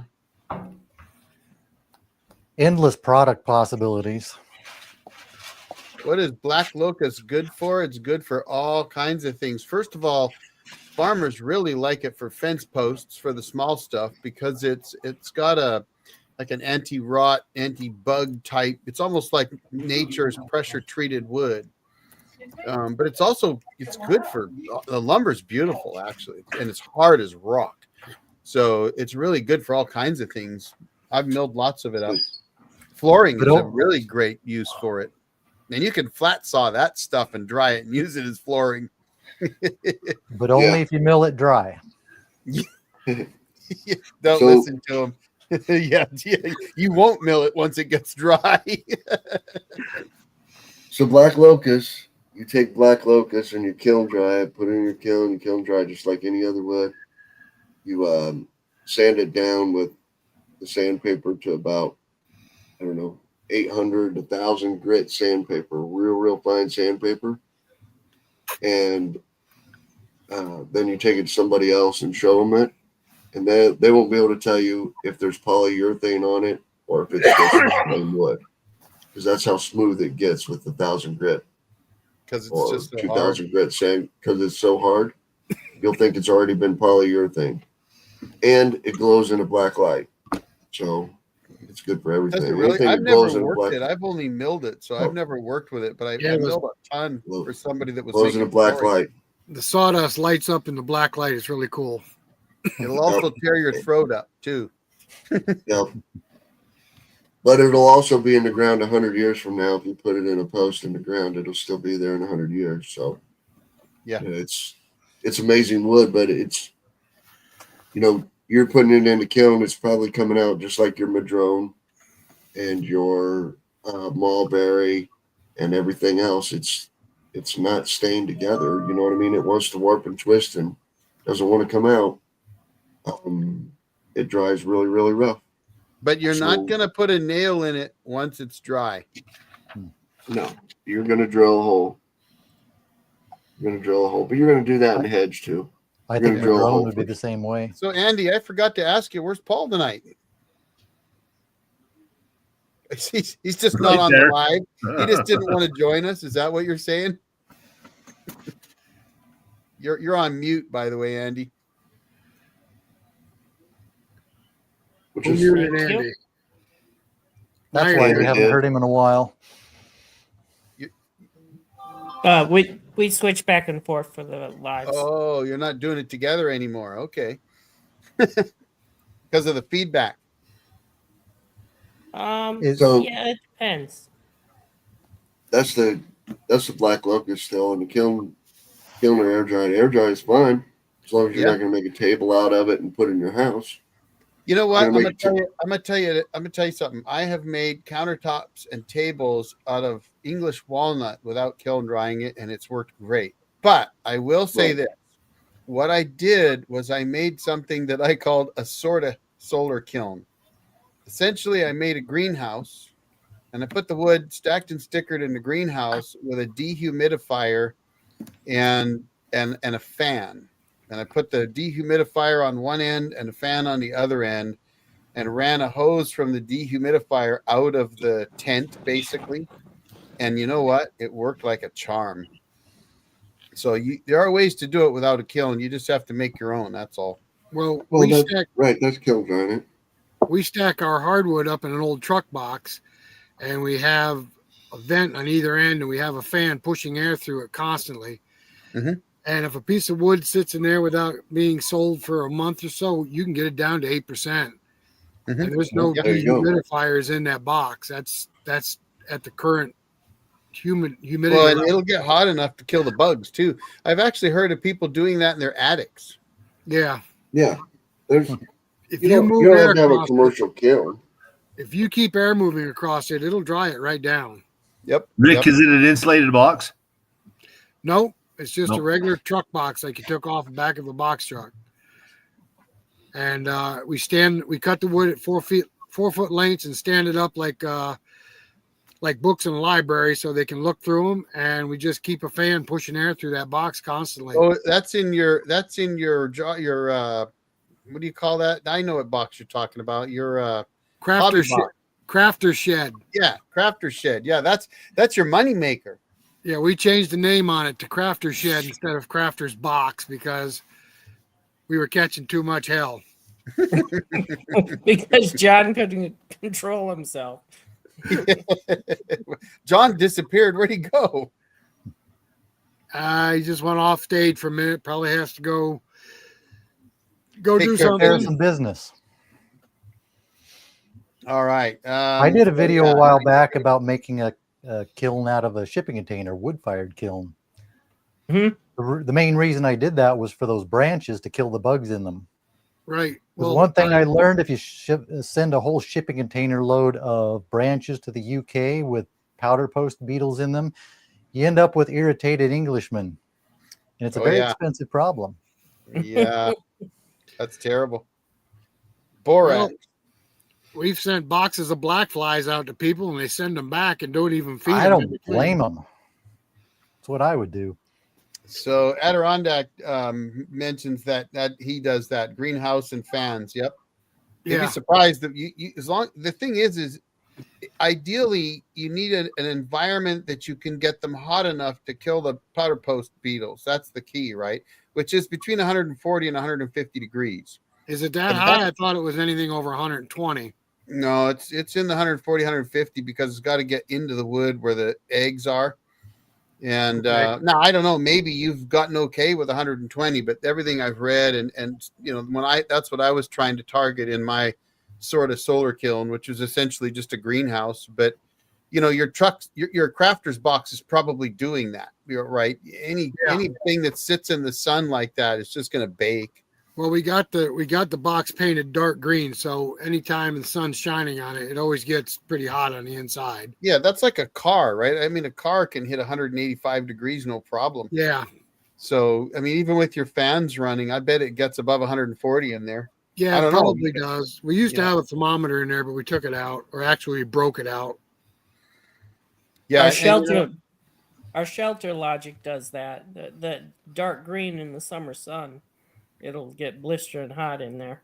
Yeah. If you took your shipping container, Michael, and painted it dark green or dark black or flat black, I'll bet you it would get super hot inside. Oh yeah. I had about 6 inches of insulation all the way through it, so I don't know if the outside heat would get it. But with the wood stove and a little bit of wood, I could get it up to boiling in there. Oh yeah. So I just boiled them out. Nothing's changed. Asked about slabs and painting end grain. So I personally am a big fan of and I'm just had a brain fart here. Anchor Seal 2. I'm a big fan of Anchor Seal. I even do it on Ponderosa pine. I've had guys tell me you don't have to on pine, but I have pine that was checking. I put Anchor Seal 2 on it and I don't have a checking problem. And I do it on any hardwood or anything for sure. And so, yes, that absolutely will help prevent checking when they dry. I But put also Anchor the- Seal on my madrone. So far, no cracks that I've noticed. Also, the way you mill it, right? So if you're chainsaw milling, you got to look at that end, and if you've got any checking already started on the log, you want to try to mill that out if possible. But sometimes you can't, right? Sometimes you know that you're going to get a certain grain in the crotch, and it's going to cause checking. But that's what bow ties are for. Now, chainsaw carvers usually just take a log or a stump, so you're basically dealing with a log. Anchor seal would help. I also have heard of people for small pieces that they don't want to check. They submerge them in mineral oil until it stops boiling, and that'll keep it from checking too, or not boiling but bubbling. Yeah, I like anchor seal. It's probably more expensive, but because it's got beeswax in it, it's impregnated with it. That really stops them up. So I don't use anchor seal, but that's because I think that I can cut an 11-foot log and get a 10-foot board out of it when I cut the checks off. I think that's cheaper than anchor seal. You can definitely get away with that. Huh? I said you can definitely get away with it. I mean, I cut everything 6 inches over anyway, but it depends. Like I've had English walnut that checked, like 18 inches. Well, yeah, but on the same note, I've taken some, maple and anchor sealed the crap out of it, and it's checked 4 feet. Yeah, it still can. So right. It can go both ways. Especially if you're going to get it anyway because you're trying to get that crotch grain, but there's already a check, and you're like, I know I should rotate that 90 degrees and mill that right out, but you're looking at it going, yeah, but I could get this grain this way, and so you do it anyway and get the bow ties out. What I learned about anchor seal is if you have an open container, a full container of it, and you drop it, it makes a huge mess that's really hard to clean up. Don't do that. No, or even worse, if you've got a 5-gallon bucket of it and you let a customer use it and they don't put the lid back on when they're done. And your $60 some odd bucket of anchor seals no good. Yeah. I stopped loaning it out to people after that. It's latex paint. Yeah, some guys do latex paint, but latex paint doesn't seal the grain as well as a wax does. But I do know folks use it. Yeah, hello from Portugal. I haven't been to Portugal. Well, I wasn't in Portugal, but I had a bunch of Portuguese soldiers, Marines. I can't remember what they were with me on a ship when I was heading to North Africa in '88. But great bunch of guys. Cutting logs into 6 to 8 inch slabs and carving faces. Oh, I see. Mushrooms. Gotcha. Yeah. So if you're cutting 6 or 8 inch slabs, you'd be better off anchor sealing those. So is he cutting those, drying them as slabs, then cutting them, then carving them? That's what he was saying earlier, yeah. Well, guys, we're coming up on 2 hours, by the way, and I do think I'm going to pull out at 7 p.m. my time, which will be 10 p.m. back east. So just letting you know, that's 12 minutes. 7's about your bedtime out there, isn't it, Eric? Just about. I'm getting old, man. I'm almost as old as Rick. and Rick's still up, but he's retired now. So, yep, I sure am enjoying every minute of it. Well, congrats. It's good. Sleeping with that fishing pole? What's that? You sleeping with that new fishing pole? No, but I'm getting pretty frustrated every time I look outside and it's snowing. I'm telling you, I got to get back to working on my fly casting. I need to come out to the Adirondacks and learn from Rick and Tim. Well, we picked up a new sponsor that actually sells fly rods, so we're kind of anxious about that. Oh yeah, it'll be nice. April 1st is trout season, but the way the snow is falling, it'll be May 1st. Right. Just in time for the black flies. Yes,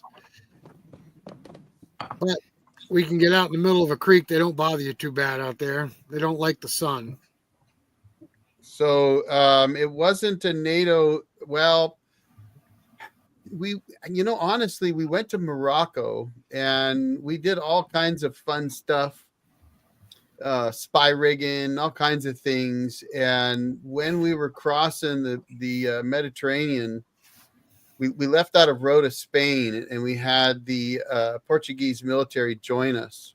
And it was actually kind of funny because I spoke very little French and they spoke very little English, and I didn't speak Portuguese, and so communicating was a challenge, but it was kind of fun. But we spent, I don't know, a few weeks anyway on the beaches of Morocco, and it's been so long though that the memory is fading now. But yeah, I was in the Marine Corps back in those days, long time ago. Probably was a NATO thing. Seems like 60% of my editing is taking the French out of our movies. Yeah. I don't do that too badly in my videos. I didn't say I did it badly. No, it's Tim. Tim's the one that's got the en français. Yeah. I guess I'm bad enough too, but I'm a little more conscientious when I'm filming. Yeah, well, that's it, right? Get me out in the woods, and then you'd hear a different vocabulary. Yeah. Sometimes you can't help it. Right. Especially when you have a yellow birch next to a cherry you're cutting down. Right. Off topic for Wilson.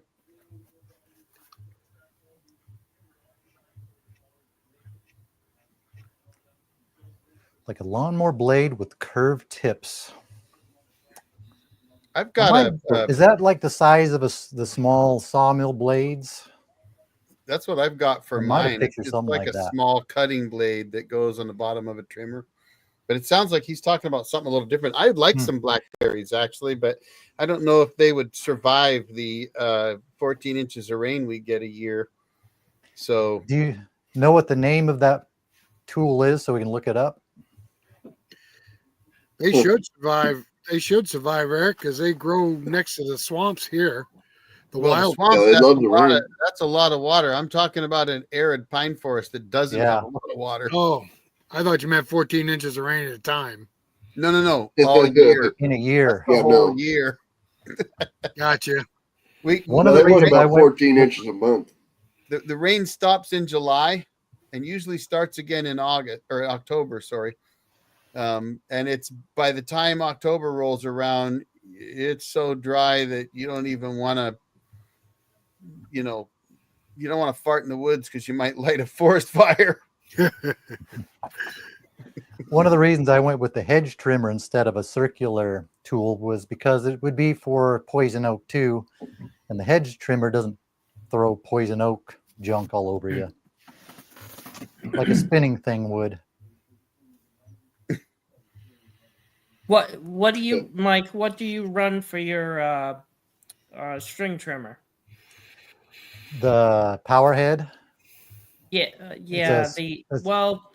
What unit are you using? I'm using a combi, and it's ungodly heavy. I have a steel 131. Is it something like that? Yeah, it's the more popular steel model. But it's the string trimmer, not the combi, right? Yeah, just the regular string trimmer that I can put that attachment on. I have to unbolt the string trimmer attachment and bolt the other one on. Gotcha. It's made to be a string trimmer, but you can put other things on it. Yep.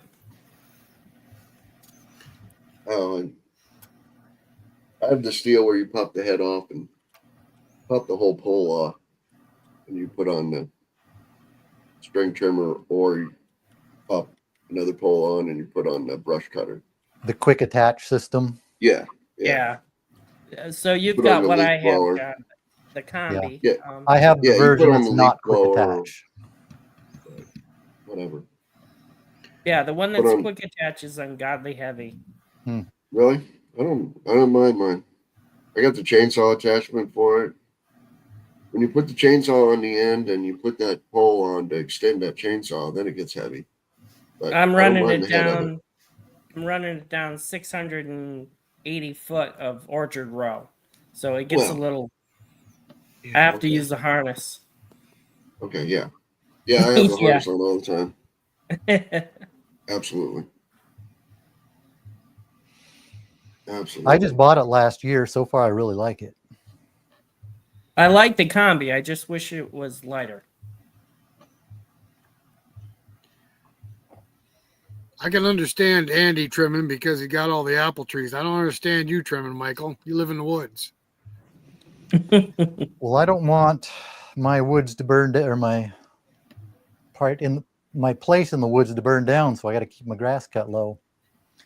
And I'm So I using gotta- it for cutting blackberries and poison oak. And I got a woody message for you things. guys from John, who had to duck out. He didn't get any sleep last night, and he was already heading to bed when I pinged him. But he likes the idea, and he's interested and willing to help out. And said basically keep brainstorming and think about short term versus long term. What could help in the short term versus what could help in the long term. But it sounds like he's interested in getting involved, and I think you need somebody like that because they can pull everybody together. He's already doing it, like Rick was Absolutely. mentioning with his website, so it could be a really good fit. So anyway, he's in. So moving forward, it might be worth doing this again and having a good conversation with him about what might really work for guys. And honestly, you're really doing it for everybody too. So that's the beauty of it, right? So anybody watching with a sawmill, this could benefit you. I mean, it's worth looking into. Well, There's we the could people, the John's people a way here on good the guy to do live, that. and this video will go out to people who will watch the recording. By next month, we'll have a whole lot more people who have seen this, maybe who can come to the next live stream with ideas. And well, we could get John. We could get John on here as a guest. Yeah, that's what I was thinking too. And he'd be a good one to do it with, I think. And yeah, I agree with Craig. He came and spent a little time here. I don't know how long ago was that, Craig? Because he went and visited you after me. Oh yeah, that was a couple years ago. But yeah, he knows a lot of guys from coast to coast, and he actually enjoys doing it. So he's a great fit to help for sure. He certainly gets around because he was working in an area not too far from us. He was up in Pennsylvania, wasn't he? Yeah, Pennsylvania, and he was also in Virginia. He was out in Virginia. He was somewhere up close to the Great Lakes. Yeah, I think he might have been Pennsylvania, might have been Western New York. I'm not sure. Yeah, he gets around. Yeah, he does get around. I think he's Andy, a did roofer you by see the trade. comment about handlebars?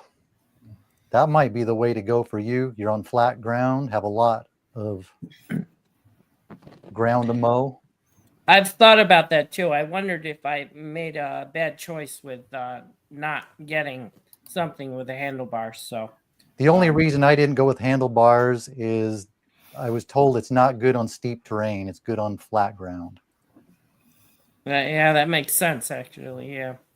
But in your case, you got a lot of flat ground. Can you, Yeah, At least it can looks you that add way them on to that? video. Say that again. Can they be added? I was missed it. told no by the dealer if I heard him right, which I may not have. But I had the idea you have to give either one or the other. Okay. Well, you got a Don't question trust there. me on that because I might be wrong. Why no one cuts alder? Well, alder is basically that's a soft poplar wood. It's great for smoking salmon, though. That is the wood for smoking salmon. Anybody in the Northwest knows that. That's salmon smoking wood right there, alder. I don't know. I mean, poplars could be used for, and I think alder's one of the poplars, isn't it? It's not a poplar, It's not a poplar, but it is soft like poplar. It's a soft hardwood. Yeah, I thought it was one of the poplars, but I guess not. But it's soft. And yeah, I don't know. I'd have to look it up. If you haven't ever gone there, there's a website. It's called the Wood Web, and they list every kind of wood and what people use it for. Oh, Fender guitars are made out of alder. There you go. Look at that. I didn't know that. Alder lumber is used for a lot of things. It's used for furniture. I made some videos cutting some alder, and it's beautiful wood. but a lot of it did crack. I think I probably should have anchor sealed it. The ends Yeah. cracked. Some of it a foot or more deep into the slabs I cut. Right. Did it dry like elm or cottonwood or? It didn't twist and warp too much. Some pieces did, but a lot of it were fairly straight. It was the cracking that was a big problem on the slabs.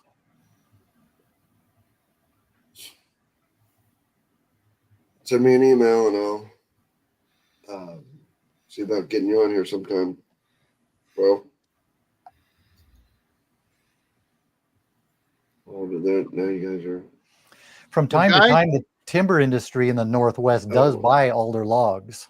So there is a market for it. Well, there you go. How big does the alder get? Because we got alder here too, but I've never seen any big stuff. It's always small, like brush stuff. On my property, Exactly. I have some old growth alder that is 3-4 feet in diameter. Wow. It's big. Some places it's just brush. It doesn't get that big. That's what we get here on the East Coast. It's just a brush. A lot of people hate it because it's hard to walk through just the tangled mess of brush. Yeah, Well, we guys, have. But in the right conditions, it can I'm get gonna big. I'm gonna bail on you and call it a night here. So Rick's like, no, you're not. Yeah, I am. Gotta go, guys. But it was fun. It was a lot of fun. It's been a while for me to be. It's been, I think, gosh, I don't know. I missed 2 or 3 months, didn't I? This is the first time we've had one on a weekend where I'm home. Of course, I've been home every weekend due to the old hand getting rebuilt. But it was fun. So Well, good to have a see good evening, everybody. Eric. We appreciate you joining us. Yeah. Thanks for having me. It was fun. We'll talk to you guys later. See you next Talk to month. you, Eric. See ya. Yeah, I don't think any alder. We don't have any kind of alder trees, do we, Andy? I think they're all small brush. Not that we're familiar with. Everything we've identified has been brush. Yeah.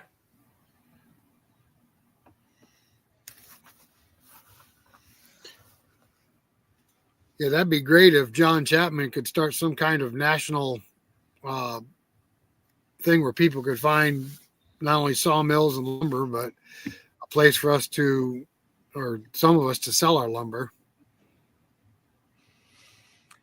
Just something like that could be just a start that we Yeah. could eventually Right. build upon. Even if it was a local thing, start something local that could be a model to either expand upon or be a model for other local people to Well, that's why I asked you what your biggest city was close to you, because we have one gentleman. He owns a secondhand store. He buys a lot of wood from us, puts it in his store, and sells it. He does quite well with it, and we do quite well with him actually.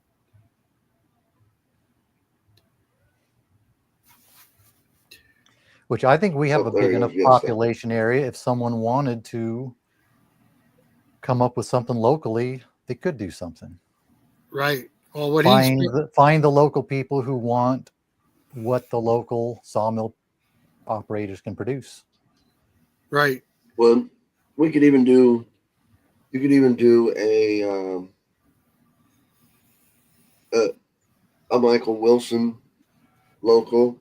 You know what I mean? And an Adirondack Mountain local, and a Utah local, and a Virginia local. You could start it all that way at Texas.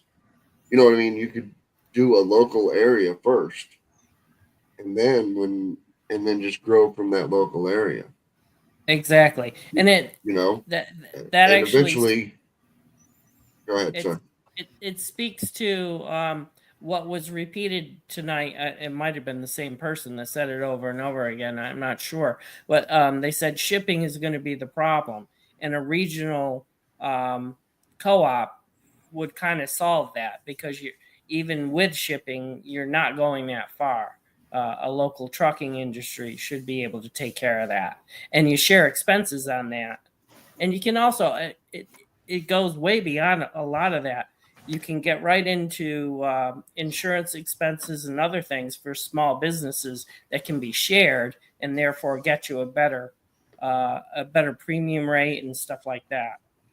Even products around here, what the model is mostly dairy. upstate New York is huge in dairy. So co-ops are huge for marketing milk.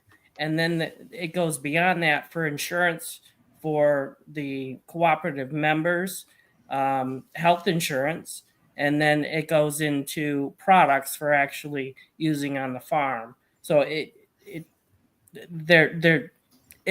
can be rolled into so many different things: services, products, marketing, trucking. Yeah, the dairy does, like, somebody supplying hay, even, the dairy Yep. co-op, Right. and stuff like that.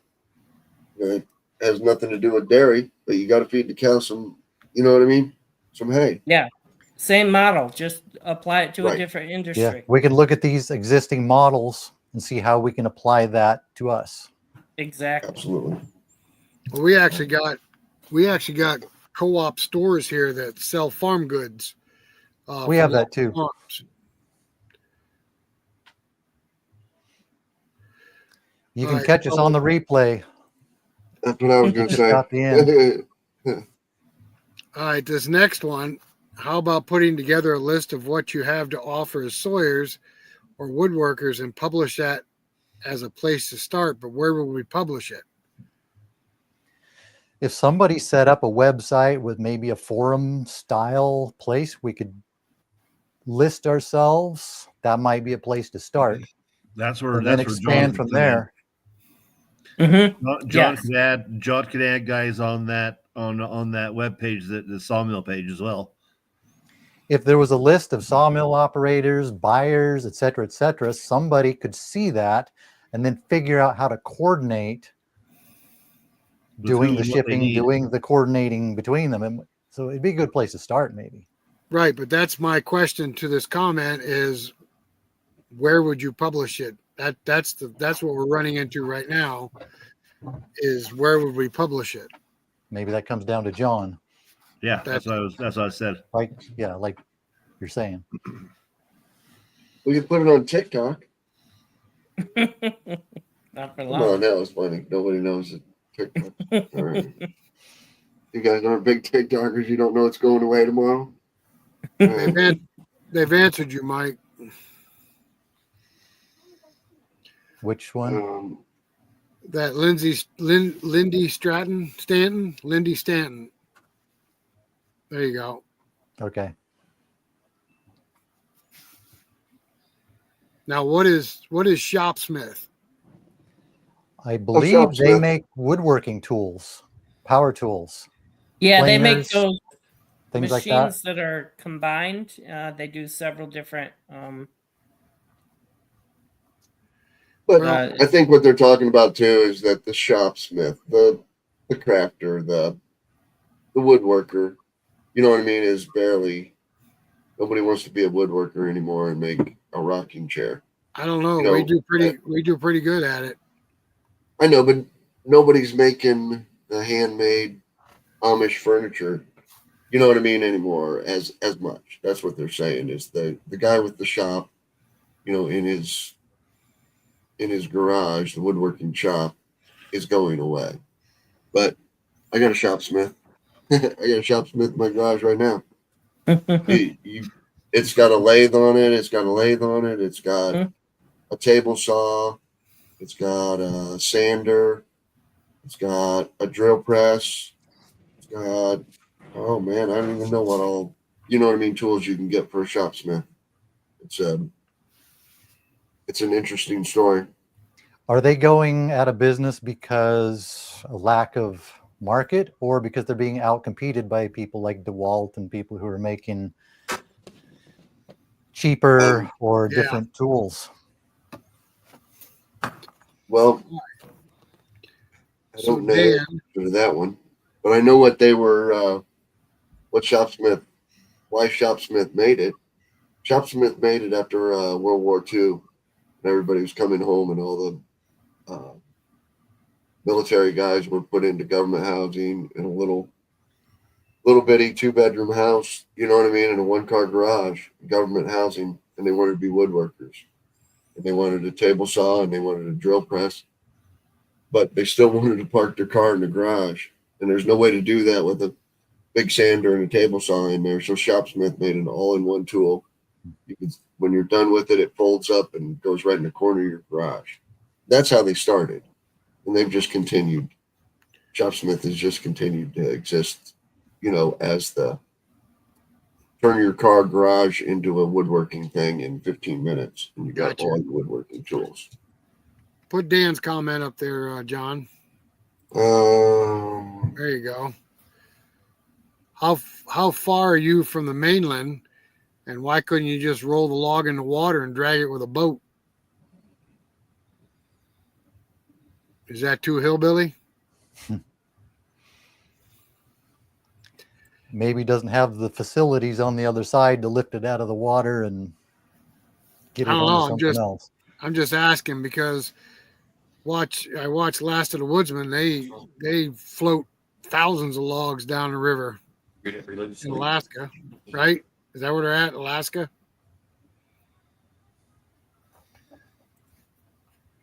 Yeah, Squire, you can go to my channel and send me an email. And I'll get you set up on here, maybe. Glad to.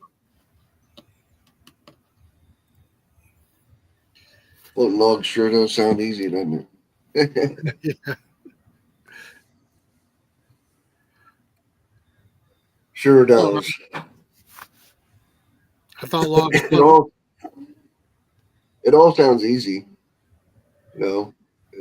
A lot of things sound easy. Yep. That's why there's so many sawmills for sale now.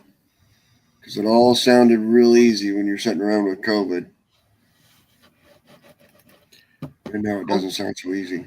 COVID was very good to us because people sat home, were getting free money, and everybody wanted to be a master craftsman.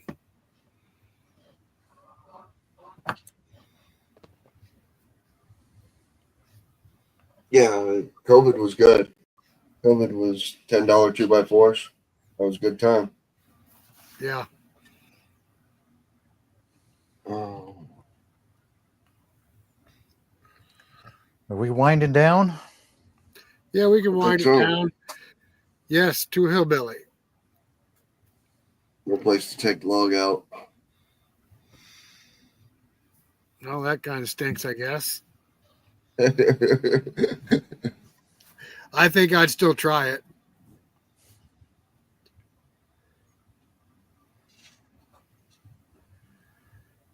All right, guys, we can wind it down if you want. It's been 2 hours, and over 2 hours. There's Bearded Lumber. You ought to come on here sometime too, Bearded Lumber. I told Eric I'd have him come on whenever he wanted. Yeah. Tell him shoot me an email. I'll set him up with StreamYard and see if he can. Yeah, he'd be a good one to have on there. Yep, He's in we're always willing to have guests on. North Carolina. I think they're out of North Carolina. Him I and watched Matthew. a lot of their YouTube channels. Yeah, he's a way good guy. I talked to Eric on the phone every week. Yeah. Oh, I'm sorry, Eric. We apologize. Yeah, he's a busy boy.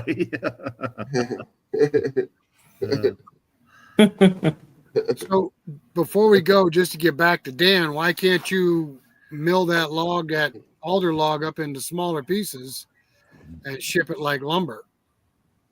Just to carry out. I know you got a mill.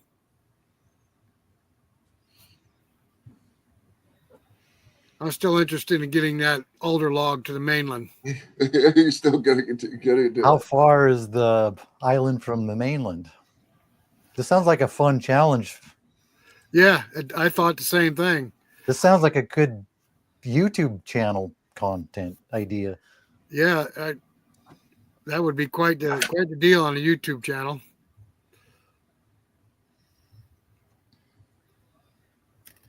All right, guys. Well, we appreciate everybody coming along. I think we're going to wind this down. How about everybody else? They feel the same way? Yep, John? I think we've got the co-op well underway, don't we? I think so. I think so. Thanks for showing up, Dan. We appreciate it. We threw a lot of ideas out there for people to think about. Yeah, maybe next month we can have John Chapman on and see what happens. And I'm doing a small, you know what I mean, co-op right now. You know, where no money's changing hands, just a few, you know what I mean, people putting in stuff and taking out stuff. You know, so I think it can work. Yeah, I can see that. I can see that right there happening. So you tried to put it up too? Yeah. I don't know what's going on. Oh, it's only 3 miles, Dan. Heck, you could paddle that log across. All right, guys, we're going to shut it down. We appreciate you, everybody that came along tonight. We appreciate all the ideas and all the interactions.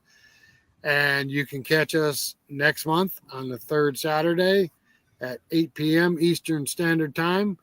And we enjoy everybody that showed up tonight and interacted with us. Thanks for coming along. Oh, and I'm supposed to do an end screen now, right? The rest of you guys, Man. hang tight. Hang tight. Don't go away. All right, guys. Everybody have a good night. We'll see you next month. We want to thank everybody for stopping by the show tonight.